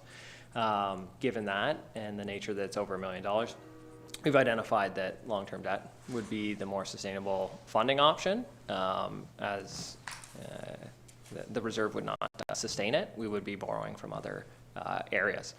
And as noted, it does indicate overall the overall levy, but those debt payments do have an impact specifically just on the rural portfolio. They won't be assumed by the urban, so we'll make sure that they're coming out of the right area. And what's the amortization period on that debt? Through the chair, sorry, apologies. Usually we would do about 15 years. Okay. Okay. Thank you. Anybody else? Councillor Chapman? Thank you. Through you, Chair. Last month, we had an excellent presentation from an organization talking about battery storage and the advent of how the province is moving in terms of electrifying. And one of the questions that I had brought up at the time was our ability to respond if there was a fire in one of those facilities, and how we would respond, because battery fires are very, very different from house fires and structure fires. My question is surrounding the pumpers and how it may pertain to the purchase of these pumpers. Is it possible to outfit them with foam that is integral in containing and isolating a fire of a battery nature, or is that something that would have to be purchased outside and above at a later date in the future when the battery and electrification moves forward in the community? Chief? Through the chair. When it comes to the battery storage facilities and how we extinguish them, for the most part, it's a let it burn and protect exposures. Most of that is done through water. So through a lot of research and science, it's been kind of determined through the industry, foam's not always the best option for anything that is energized. So the apparatus that we've put forward may or may not come equipped with foam capabilities. I can tell you that the last pumpers that we purchased a few years ago here in the urban area were not equipped with foam capabilities. A lot of that is because of environmental protection, and we have moved away from using foam as much as possible. We still can utilize it, and we have tools to do so, but we try to limit that just basically for environmental purposes. Sticking to those must-need cases. Understood. Thank you. Councillor Carr? Yeah, thank you, Mayor. Just to follow up on that, we did have the presentation from a company who's interested.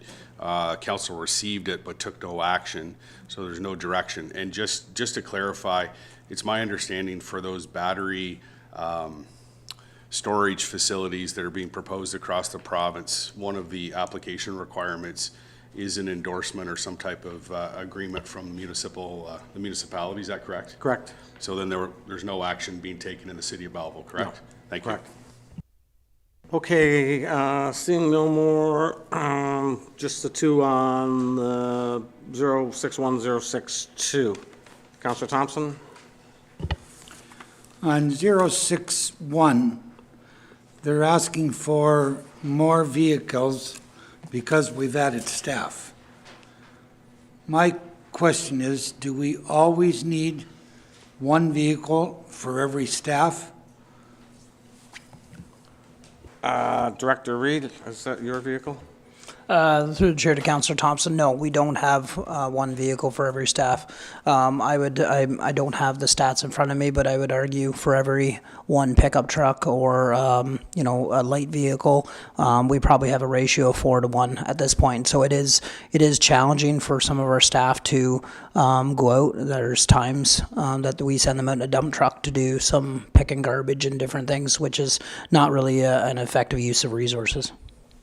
So this isn't basically because we've added new staff, it's better distribution of the vehicles, as I understand? Yeah, historically, over the last number of years, we have hired, a parks inspector like that inspires. I mean, we have lead hands, we have different various staff that do different roles, and ultimately, we want to make sure we give them their tools to do their job, which is a vehicle. So, I just wanted to get across that, because the public could look at this and say, 4 new staff, 4 new trucks. So Yeah. it's not strictly for those 4 new staff. Yeah. So I just Yeah. want to get that out to the public. yeah, and I just might add too, this is funded partly through development charges through growth. Okay, anybody else? Councillor Enright Miller? Thank you, Your Worship. Just 1062, the new DFIBs. I'm happy to see this moving forward, this 2-year pilot project at the 3 parks. Swicks, Marianne Sills, and Clifford Sunny Belch Park. And it'll be interesting to see how it works, and I'm sure once we have them installed, we'll do a bit of a rollout to the public to let them know they're there, and good job. Thank you. Councillor Kelly? Thank you, through you, Chair. I just want to echo what Councillor Barb Enright Miller said, and thanks to Carrie and the team for that report, and this is a good move going forward.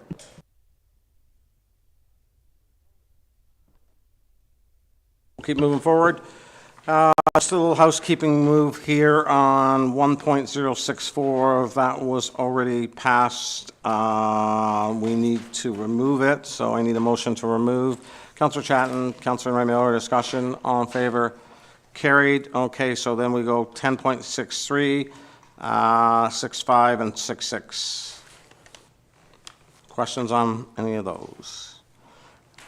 Seeing none, we can move from 1.067 all the way down to 1.076.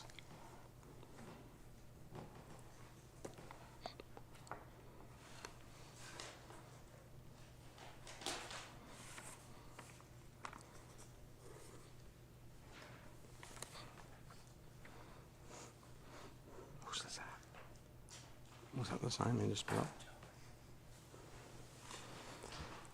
Okay, I just got one question on the monument for the log cabin. I know we cut a ribbon on a sign for that a little while back. Was that what that was, or?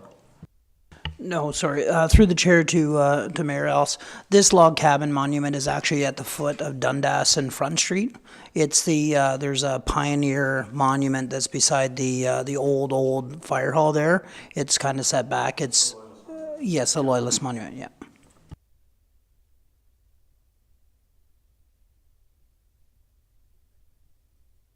Anybody else? Seeing none, 1077 and 78. Is anybody on those? I just want to comment on the Christmas display. A lot of good comments, feedback, and everything on that. I'd like to thank the committee and Councillor Thompson.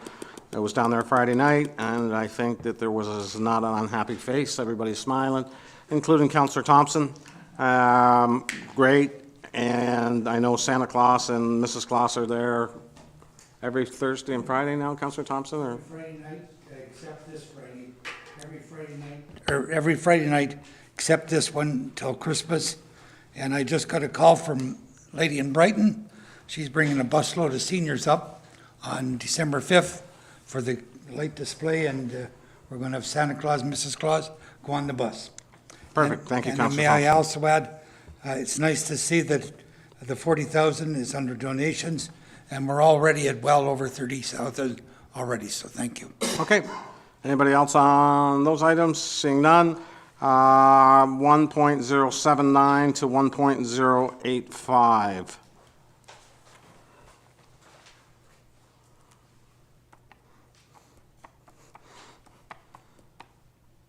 Okay. A question from Councilor Thompson. We're seeing them over there, and we don't want them to go away today without explaining. So can you explain all the different technology on network and service asset management, 1080?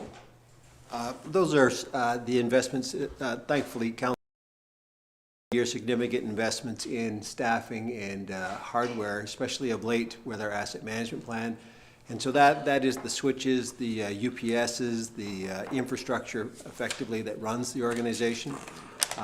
We have been, as I said, very fortunate of late and rolled out some new technology. Our water treatment plant just recently received new switches throughout.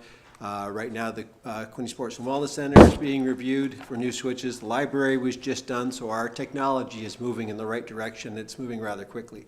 We're quite proud of the staff, and thank you for the opportunity to bring it forward to council, let you know that they are doing a pretty impressive job, especially as of late. So does that have any influence on our technology?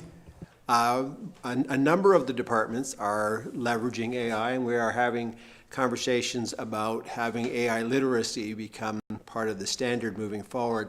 Those technologies in most cases are less than 12 months old, so adoption seems to be a little sporadic at the present time, but I can assure you that AI is using it extensively. I know our friends in finance are using it reasonably extensively, and you're going to see nothing but greater adoption as it moves forward. Those technologies are dominating everything, and I'm sure you're seeing it in your home use, whether you want it or not. It is just appearing, and things are being summarized for you. A lot of the heavy lifting has now been switched, and then I sincerely do believe that once there is a core level of literacy on the use of AI, that efficiency in every position will grow exponentially, especially where there's repetitive tasks that we can clearly define and replace and repeat. So will you be, as director of that department, sort of coordinating the AI through all the departments? Well, we're having conversations, a number of the new initiatives that we're working on have it built in. So coordinating it is an interesting conversation as to whether it's something as simple as a chat bot, or as our new HRIS moves forward, it will have an AI built into it. We'll have to decide when and where it's used and to what level. Our asset management system, which is moving towards an RFP, hopefully before the end of the year, will also have AI built into it. All of the new applications just have it built in. So it's coming. We are trying to partner right now with a number of different companies, including Microsoft, to see if we can become a pilot municipality for a number of these AI. An AI chatbot is in the works behind the scenes on our website, and staff is testing it right now. So there are a number of initiatives. It's just the technology is so very new, and we have to be careful not to implement it without ensuring it doesn't use any biases, that it provides correct information, especially to residents. So there's a lot of checks and balances going on. That being said, it is being used rather extensively behind the scenes already to check and double check the documents that are sitting in front of you right now. Thank you. Councilor Carr? Thank you, Mayor. Just to jump on the AI discussion a bit, I think probably one of the biggest things is countries around the world are chasing AI more than they are out in front of it, and many countries don't have the guardrails that are required, and even some of the quote-unquote fathers of AI have been quite clear that unless countries come together and have some guardrails on some of this technology, it can get right out of hand. And while I appreciate the fact that it's occurring behind the scenes, my question is, do you see, through you, Mayor, to whoever staff could answer this, developing policy in relation to its use and providing some guardrails within municipal government here in the city of Belleville?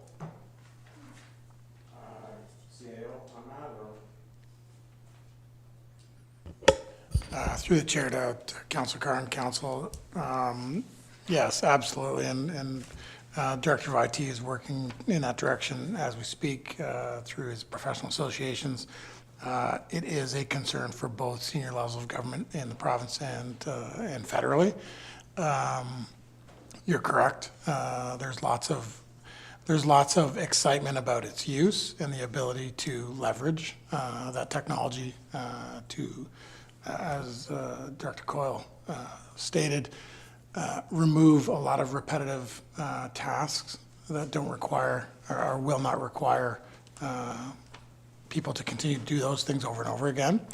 But the guardrails are super important to make sure that things are done in a measured, meaningful way with those guardrails in place.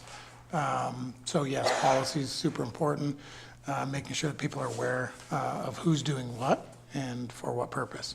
And so we're moving in that direction as we speak. Okay, thank you. Anybody else? Seeing none, moving right along, we just have one storm sewer, stormwater service, 1.086, conversation on that one. Seeing none. Okay, we'll split these up, 1.087. Okay, 1.088, 1.089.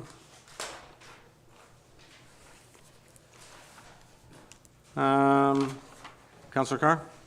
Yeah, thank you, Mayor. Just to speak to 1.089, I don't want to belabor it. I did have questions of the police chief and the chair of the police service board, and I guess what I learned today through that survey is it wasn't so much for gauging public opinion, as the chief indicated. It was a socialization exercise, which is essentially, this is coming, and we just want the community to get used to it. I'm kind of concerned with that type of thinking, because taxpayer dollars rule the roost here in terms of what gets spent, and you know, to just think that anything is fait accompli is concerning. I know here internally, staff never make the assumption that projects are going to fly by council without some scrutiny. And so I know that all the staff here today, as we go through their sections, sit wondering if it's going to be approved or not. And then you can see the sigh of relief as we move on. External agencies can't be any different. They require the same amount of scrutiny. In this particular instance, it's a separate board. The rating in terms of this community rescue vehicle, the rationale is 3 sentences. So you're bringing in this type of equipment. Apparently the ERU's been requesting an armored community rescue vehicle for the past 8 years. That's fair. I haven't come across agencies and staff that don't request more equipment all the time. Services across the province have this capability already, and it's been proven invaluable. And then talking about the firearm incidents that ERU has been involved in, I asked the question about, again, stats driven, about whether or not there have been cases where the risk has been so high that it's like, let's take a pause, let's make sure we have the equipment for that safety, and we'll utilize partners. That didn't seem to be the case, save and except maybe one particular incident where it turned into a crisis negotiation, which is good to see. It's always better to de-escalate than use force. And then the final rationale is other services also found it to be a community outreach tool. When we're talking about expenses of this type, like having a vehicle so kids can touch it at Touch a Truck event, or to say, geez, that's cool, I want to go work there. Great maybe for PR, but again, in terms of the practicality of taxpayer dollars. My concern too is the survey, the responses were mixed. Certainly, I've heard from residents, both have reached out to me directly or at our recent town hall, that expressed concern, not wanting tax dollars to be spent. As the chief pointed out, it's not a requirement of the Community Safety and Policing Act. And I guess part of my other concern too, and maybe, you know, the Councillor Enright Miller's the vice chair, Mayor, you sit on the board, and we do have a council appointee, so one could say we do have the majority control on the police service board, is that we've heard from the chief recently that the OPP has withdrawn resources through project renewal, which is concerning because those partnerships are critical. And project renewal as a joint forces has been very successful in taking very dangerous street drugs off our community streets, which we know has effect just not on the initial crime of drug activity, but the residual effect of drugs in our community and the crime that comes with that. And then now hearing that there's hesitation from the OPP to provide resources, and as I pointed out, East Region for the OPP has a TRUE team, an ERU team, and an SRU team, and they're based out of Lennox and Addington Detachment in Amherstview. They have a number of vehicles there. And what's interesting is if our friends to the west had a situation that required that type of protection, the OPP is going to drive right through our community on the 401 to respond to that incident in Quinte West. And so I guess I'm suggesting perhaps maybe the Police Service Board should be reaching out to either the OPP directly or to the Solicitor General to make a determination as to why there seems to be this withdrawal of partnership. You know, I look at our fire service, and yes, we have equipment that we have to supply to our fire service, but we also have the capability through mutual aid that when we do have those incidents, that there's that partnership that occurs. You know, I can't say how many times where we've seen Quinte West or Tynanega Township respond, and then equally, our fire service will respond in kind in order to ensure that there's adequate fire protection in managing the risk. And my concern is at the end of the day, these are all taxpayer dollars. And the fact that there seems to be this withdrawal from the OPP is concerning. The other thing that I find interesting is the suggestion of this vehicle. We should be purchasing it, or the Belleville Police Service should be purchasing it with funding that's going to be provided by the taxpayer and some donations. But we have now the town of Cobourg already soliciting, hey, we would like to have access to that vehicle. Again, I agree with partnerships, but here we are where Belleville's being asked to buy the asset that's then being shared to those communities. So I just find the patchwork approach to policing to be problematic. And here's a prime example where, you know, certainly some concerns are raised. And again, I believe in you know, justifying expenditures based on metrics. I appreciate the fact that the Belleville Police Service has brought in an annual report for 2024 that finally provides some metrics that have been missing in years past when we're talking about large expenditures to the budget. But I have to say I do have some concern with respect to taking on this type of equipment. And then the last thing I'll just say is what concerns me is, and I mentioned it in a question, that there was no ability to give an answer in terms of the capital impact on the operating budget, and that's concerning because at the end of the day, the Police Service Board is going to come back here and ask for an operating expenditure to fund the operation. And having that at least now to understand that these decisions that we make here have that operating component. Staff in every internal department where they provided equipment, they've also talked about the fact this is what the operating cost is going to be. To understand that there is a ripple effect on the expenditure, and that's not to say that, you know, we're going to say no because of that, but I think it's imperative that council, who at the end of the day makes these funding allocations, has eyes wide open as to what that decision is today on the capital, what that impact will be on the operating. And I think that bar needs to be, it's already established internally.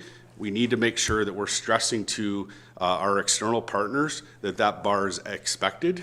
I know that on the operating side, external agencies have been advised as to what the budget target should be.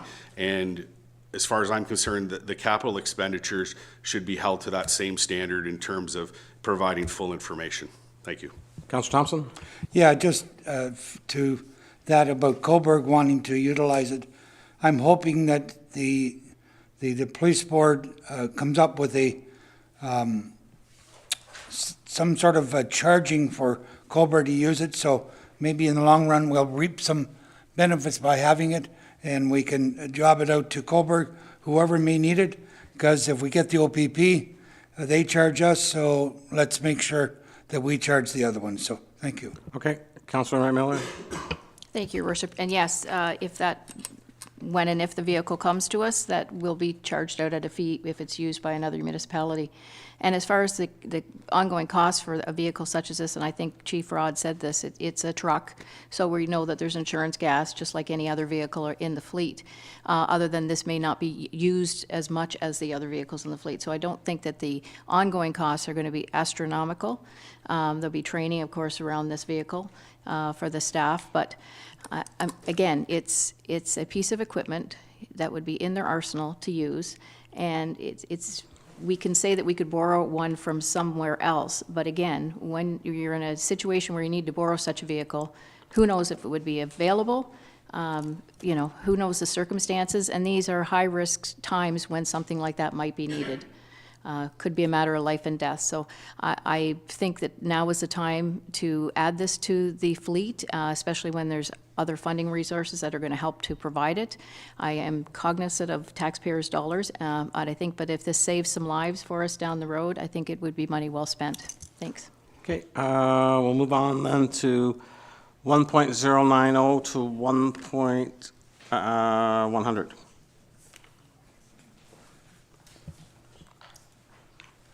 Councillor Thompson. 1.098, $190,000. Is that for one vehicle? Director Tacola, I think, is that yours? Yes, it is. Which one was it? 09? Which one? 1.098. Unit 1013 pickup truck replacement.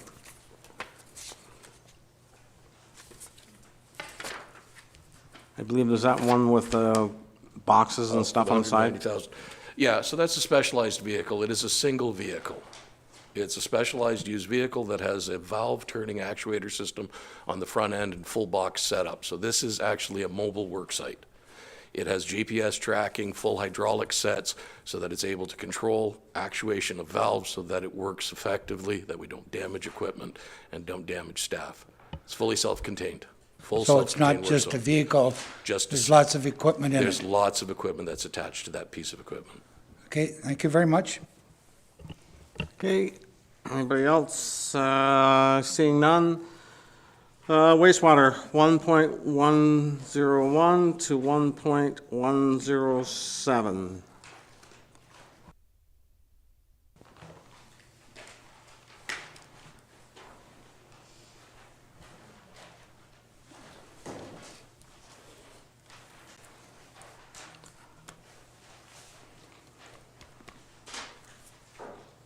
Okay. Need a resolution that, yep. I'd like to make a motion for an amendment if I could. Yep. I'll pass these on to the clerk. So just before we move on to that, pursuant to section 284.16 of the Municipal Act in relation to strong mayor powers in the budget, and specifically to subsection 3 outlining council's ability to make an amendment to the proposed budget, I move an amendment to the 2026 capital budget by adding as project number 1.108 Heritage Park Playground with a budget amount of $175,000 with funding from the Asset Management Reserve. Clerk has a copy of the motion. If I have a seconder, I'll speak to it, and I've also provided the clerk with a budget justification sheet that can be distributed to council. Second by Councillor Brown. Discussion? Councillor Carr? Yeah, thank you, Mayor, and I'll just speak as the clerk distributes the justification sheet. This project was, I requested the project to be included for council's consideration, and it's my understanding that in internal review, it was deferred until 2027.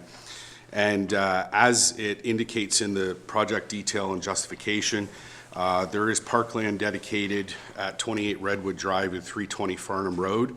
that abuts the Caniff Mills pipeline on the west side of Farnham Road. The park block is approximately 2.12 hectares in size, with 1 hectare being developable to the north of the pipeline easement. As it says in the justification sheet, staff have received numerous requests and inquiries from this park development from the general public expressing concerns with the hazard to children and youth crossing Farnham to access the playground in Caniff Mills Park, which is predominantly out of the 500-meter Parks Recreation Master Plan recommendation for access to playgrounds. The Parkland and Recreation Master Plan, the guiding document for parkland development, does not directly speak to this park.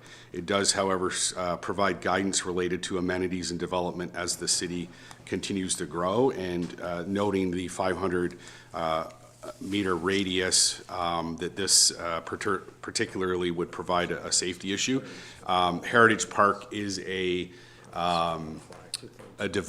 fully developed subdivision at this point, and so all the work has been completed. And there are kids that obviously access and play on the street and in the neighborhood, but don't have a dedicated place to go.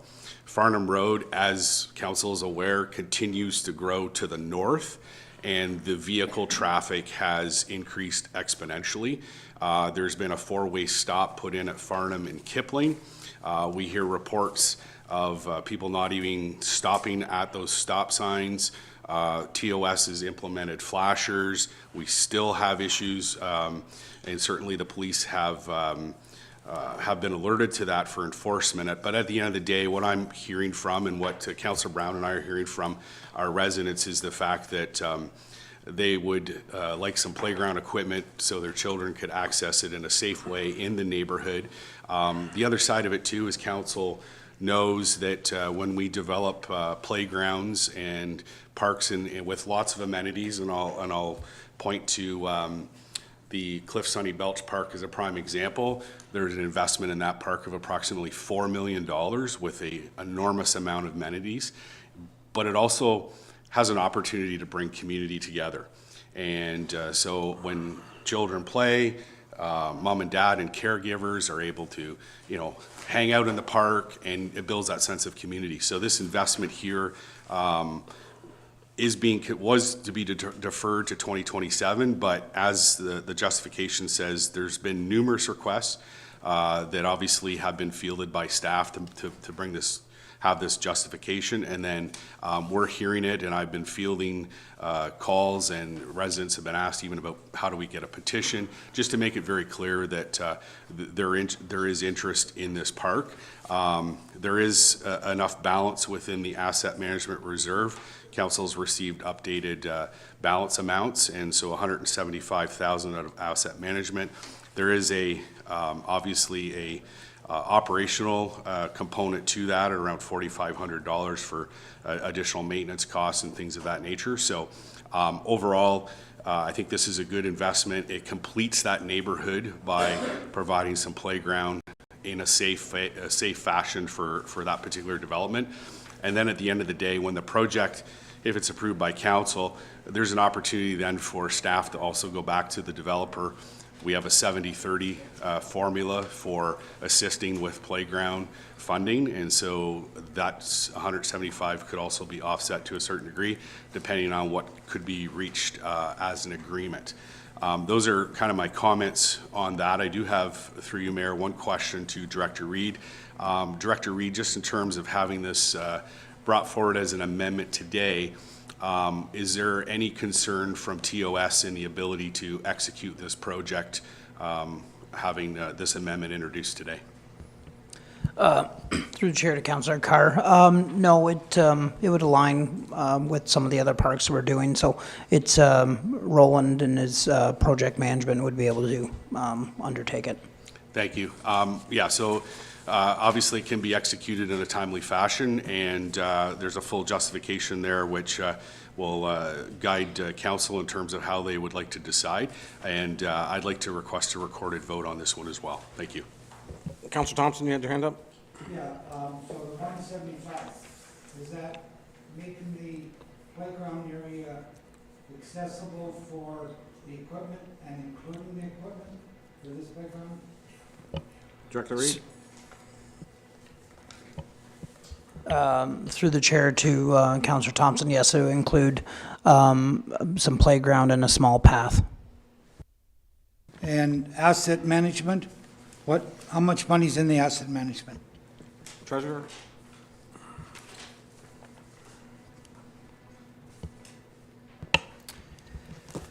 Through the chair to Councillor Thompson, there would be sufficient funding. The projected balance would be about 33 million is what's expected. 33 million would be left? That's what's in the current balance, yeah. Okay, and so I can more familiarize myself, whereabouts, so on Farm Road, and unfortunately, is it quite a distance from the last other park that you're talking about? So they have to cross Farm Road to get to a park? Director Reed? Through the chair to Councillor Thompson, yes. So this particular piece of parkland is on the west side of Farnham Road. It is, as you just go around past the roundabout up the hill, it's on the west side. It is greater than 500 meters, which is the benchmark that we've established through the Parks and Rec Master Plan. As you can appreciate, there is significant traffic increases on Farnham, which has become a bit of a hazard for young children to cross going to the other parkland. And also, the maintenance, you realize in your future budgeting, the opportunity to have to maintain that park also, and I'll have some discussion with the operating budget later on. Thank you. Through you, Mayor, thanks to Councillor Carr for bringing this up. I think anytime you have an opportunity for kids and families to enjoy outdoor activities, healthy lifestyle, chance to enjoy green space and just get outdoors. I mean, we have so many health issues, and it's 175,000 ask. I know that Councillor Carr is the chair of the planning committee, and we work with developers and subdivisions, and you did refer to there could be potentially some coin coming from developers. I'm a little surprised that this wasn't done earlier, but I'm going to support this and move on this. I think it's great to get an opportunity for people to get out and do stuff. And Director Reed just said, quote, yes, the young, it's a bit of a hazard and childhood safety. So that seals the deal for me. Thank you, Your Worship. I just wanted to thank Councillor Carr for bringing this forward too. I too have heard from people living out in that area, and the land is there. The plan was always, I think, to develop it into a playground. And we do have a 70-30 with the developer, sort of. Do we know what kind of funds we may have on retainer or on file from them, or is that something that we negotiate after the fact? Just Brandon? Sorry, Treasurer? Thank you. Through the chair to Councillor McMiller, currently for the particular, it's been more on a case-by-case basis. The 70-30 has been a split, and we are doing some work currently for policy development. That was part of the Parks and Rec Master Plan, but it's not formalized. So we continue to move forward with that, and hopefully that would be in place when we would see the project through. But to date, I'm not aware of any contributions from a developer available for the project.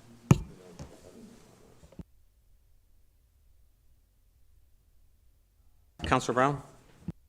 Thank you. If I could just sort of hopefully put a button on this. The particular subdivision, Heritage Park, where this park is intended, is typically more townhouses, small single-family homes. There's a lot of young families that go through this, and typically what's happening is these young families are playing out in where you get round bends as you go around Redwood Drive. The kids are out playing on the street. And it's not just, car and pull the hockey net. It's little ones riding around on this. I have had feedback many times from the residents up there about the green space. $175,000, well, I'd love to have it personally, is not a great deal of money when you think about the limitations on the piece of property we have. It also has a pipeline that runs through it, which we've already experienced in Bird Park. has severely inhibited what amenities we can put into this park. And hence the dollar value that we're asking for on this is quite low, is because there are inhibitors to what we can do. You can't just throw in soccer nets because you can't anchor them and meet Garrett's Law requirements. So it is really intended to support these young families, not expect them to go through a very high traffic area, which by and large, the park across the way is beautiful and it's extensive and it has many amenities. So if the parents want to travel there, it's there for their use. But this is really intended for the very young children, the very young family in this community. Thank you. Thank you. Call the vote on this, recorded. Councillor Carr? Yes. Councillor Chatton? Yes. Councillor Enright Miller? Yes. Councillor Kelly? Yes. Councillor Sue? Yes. Councillor Thompson? Yep. Councillor Brown? Yes. Mayor Ellis? Yes. Carried by 8, Your Worship. Thank you. Okay, Councillor Thompson? Yeah, I want to go back and, before we end, in case I want to include it, can we have a figure on the installation of lights at Farley and Bridge? And I'll decide whether I want to make an amendment to the motion. Through the chair to Councillor Thompson, on 1.006 Bridge Street East, regarding the Bridge Street East and Farley Avenue intersection, I've confirmed that the intersection does not meet signal warrants, so that's per the Ontario Traffic Manual. We consider traffic volumes, pedestrian activity, and collision history. Yeah, I'm chair of the committee, so I Yep. realize that. So just a high level. Yeah, but, I mean, we don't realize that. Okay? Can you A keep going? high-level budget estimate, without fully scoping that, would be signals would be in the order of $350,000, and that's signals only with no road widening for turning lanes. And on a roundabout, that figure would be in the ballpark of $1 million, and that's not including property acquisition or utility relocations. So if we put in lights, where would that money come from for the installation of the lights? Treasurer, so was that 350 without turning lanes? That's correct. So how much with turning lanes? We'd have to fully scope that, but again, it'd be dependent on property and utilities. Okay. I would, if I could have the figures just for the lights without the turning lanes? 350. 350, yeah, but where would the money come from? Treasurer's answering that question. Go ahead. Yep, sorry, through the chair to Councillor Thompson. Likely, we would try to leverage the Asset Management Reserve Fund. Similar to the previous adjustment, when we were looking at the Asset Management Reserve Fund, that was bringing forward a project from the capital plan. So when we get to the capital plan, we will likely remove that project. I would recommend removing it and bringing it into 2026. That will keep the financial strategy associated with our 10-year capital plan intact. For this one, you would be looking at that would reduce the target balances and impede the financial strategy. So we would likely either look for other projects to be deferred outside the 10-year capital plan, or it would put the financing strategy at Okay, risk. I'm going to put it on the floor. I'd like to amend the motion on 1.006 that had a $5 million budget. I'd like to amend it to 5.350 and include lights. I'll make a motion, whether I get a seconder or not, but I'll put the motion on the floor. Discussion? Go ahead. Through you, Mayor. Well, I appreciate that intersection, there's a desire to put signals there.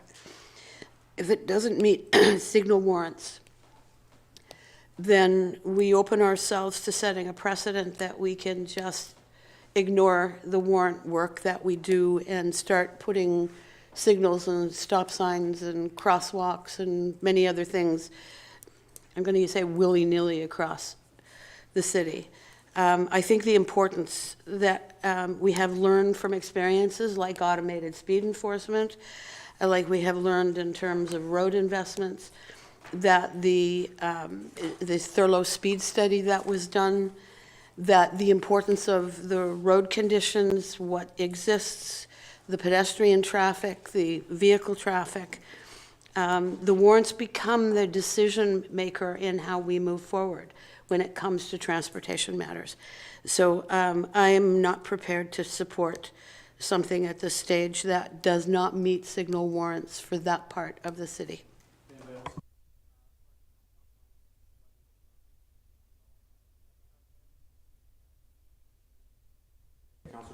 Yeah, thank you. Just looking for some clarification on a couple things. So through you to Ms. O'Leary, so it doesn't meet traffic warrants today, and obviously we're doing some build out even in the future, given the limited growth in that area in terms of any new housing development. I know that there's some development that's occurred now or is under construction now.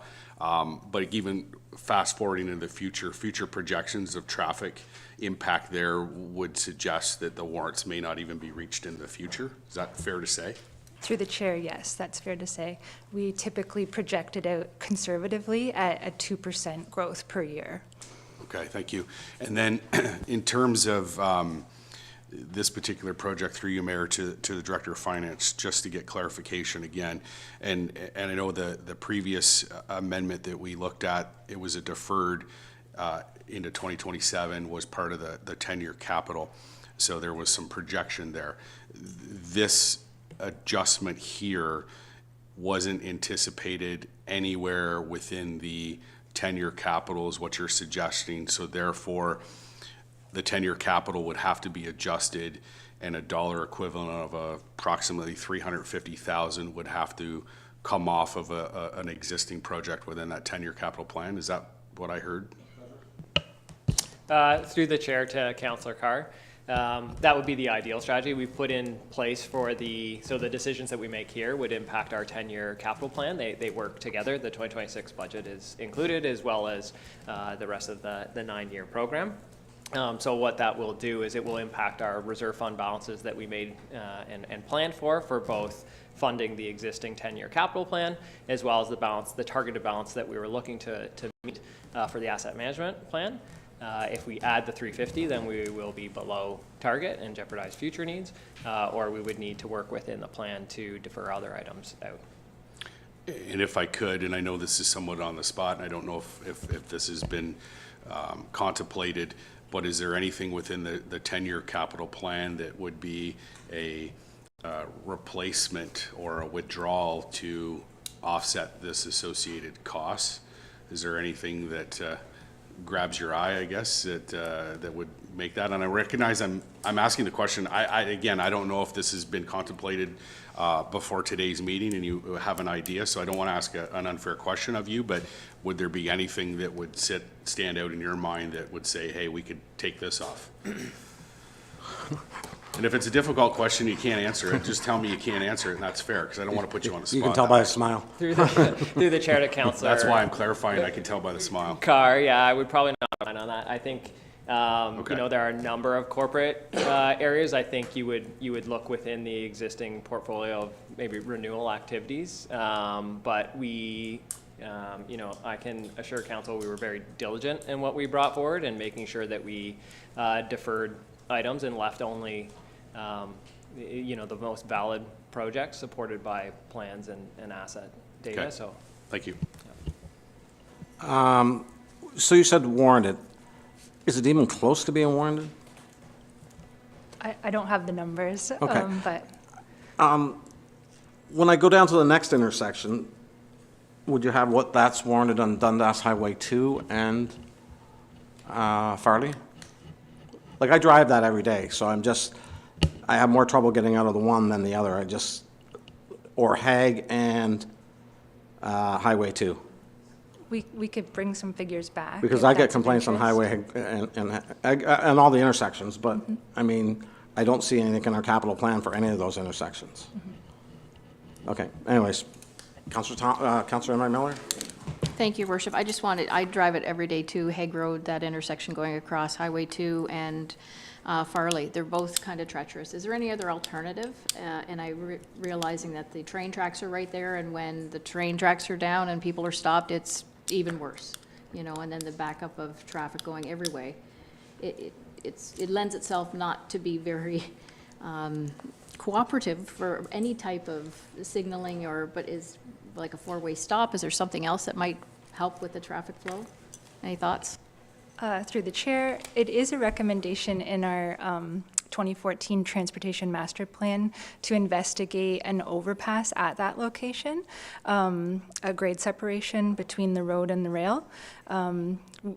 However, Transport Canada has changed their warrant process, and we are not anywhere close to meeting those warrants at this time or in the near future for that location. So we would be bound by traditional at-grade improvements like signals or roundabout and things like this. One last question for me. Are there any other intersections that you know of that we actually have warrants out for now on that we haven't completed? I'm looking over at Director Reed. Through the chair to all council, I mean, we have been looking at different intersections, and we do analysis to the Transportation Committee. You know, another one in particular is Airport and College Street, and again, it hasn't met the warrants to date. We have went back to that one in particular and looked at a couple times, and I think the one that's on the floor today for discussion has been evaluated at least twice that I recall, and it still doesn't meet the warrant. So I do know that you know, through when Dundas Street is reconstructed at some point, it'll probably be evaluated for, you know, Farley and Hague and the complexities that obviously with the tracks there. But no, I don't know of any at this point. Okay, thank you. Councillor Thompson, finish her off. Pardon? You're done. Finish her off. Okay, yeah, I'm going to continue to put it on. I know the metrics, or what was the word you used? Warrants. I can tell you 2 other places in Belleville, we put traffic lights up and there was no warrant there. And one of them's on College for Quinny Gardens. There was no warrant for that. The other one is on Sydney at Giant Tiger, close to the other intersection. We put those up. There really was no warrant for them. But we went for safety reasons and we put them in. So I'm only going by what I've requested from citizens going there, people going through the stop signs. Not that they're going to not go through red lights, but it's I'll put it on the floor, and the reason I brought it up now, because if we went and put them in without reconstruction already happening, it would be more expensive. This is the time, if it doesn't go, it doesn't go, but this is the time to put them in. It's cheaper, and so I'll ask for a vote, see what happens. Technical question? Thank you. Yeah. One technical question. I guess in terms of the rebuild that's envisioned with this project as is, what, within the current scope, is there a possibility to have conduit placed or anything in that nature in the event that the circumstances change? Because I do agree with Councillor Thompson, you don't want to, and what's been said, you don't want to build and tear. And so, like, for example, up at Farnham and Kipling, the conduit was placed in there. That's why TOS was able to actually put the flashing lights now to mitigate some safety concerns. And then as that traffic continues to build, then obviously there's that ability. Is it possible to, at least within the scope of the current project, to have conduit in place so that down the road, should warrants or circumstances justify it, that the expenditure, without lane changes obviously, or lane expansion, but at least provide an opportunity for a controlled signal if that becomes a concern? Through the chair to Councillor Carr, yes. The current scope of Bridge Street East rehabilitation, the driver is the water main replacement. Bridge Street East was reconstructed in the 1990s when we added storm sewer and changed the cross-section there. So it's already urbanized, has a nice wide cross-section with the bike lanes, with curb and gutter and sidewalk and all the rest. As we do the reconstruction of Bridge Street East, we will be going through each intersection and upgrading those existing crosswalks sidewalks to be AOTA compliant with the tactile plates and whatnots with the sidewalk. When we did the reconstruction of Bridge Street East in the 90s, we actually did put conduit in at Bridge and Farley, so it sat there, and it is ready to go. We'll inspect that as we go through with the construction, and if it's not up to current electrical standards, certainly we can replace that as we come through. Okay, that's great. Thank you. Thank you.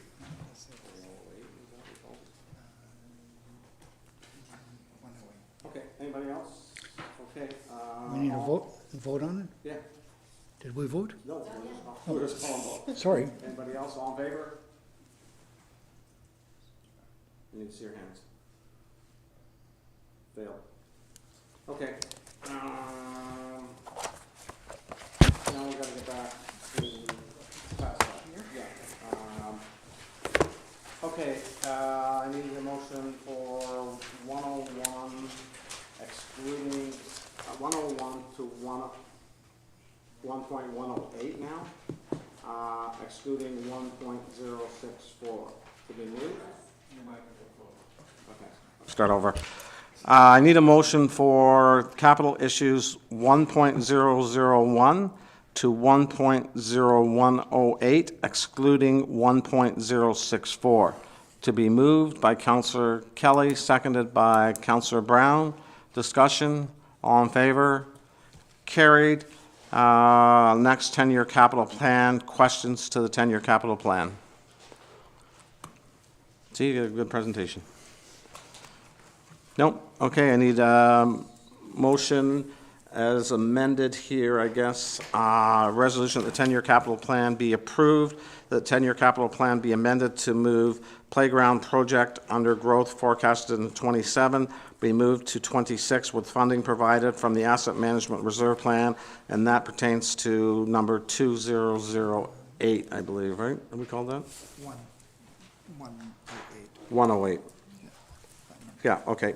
1.108 that refers to. Okay, moved by Councillor Carr, second by Councillor Chatton. Discussion, Councillor Brown, no, all in favor? Carried.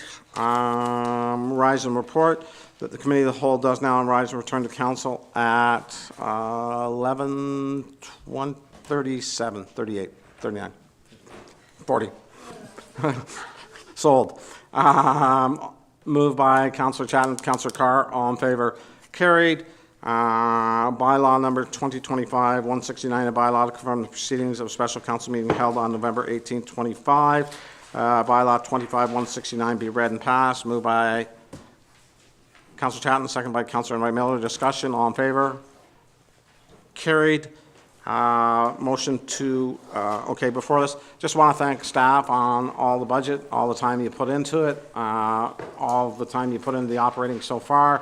As you see, lots of great questions today, a lot of great answers, and appreciate everybody and staff being frank with us. So a little bit of applause for you guys. So, okay, I need a resolution of bylaw 25, motion to adjourn. Councillor Brown, Councillor Thompson, all in favor? Carried. Thank you. We do adjourn at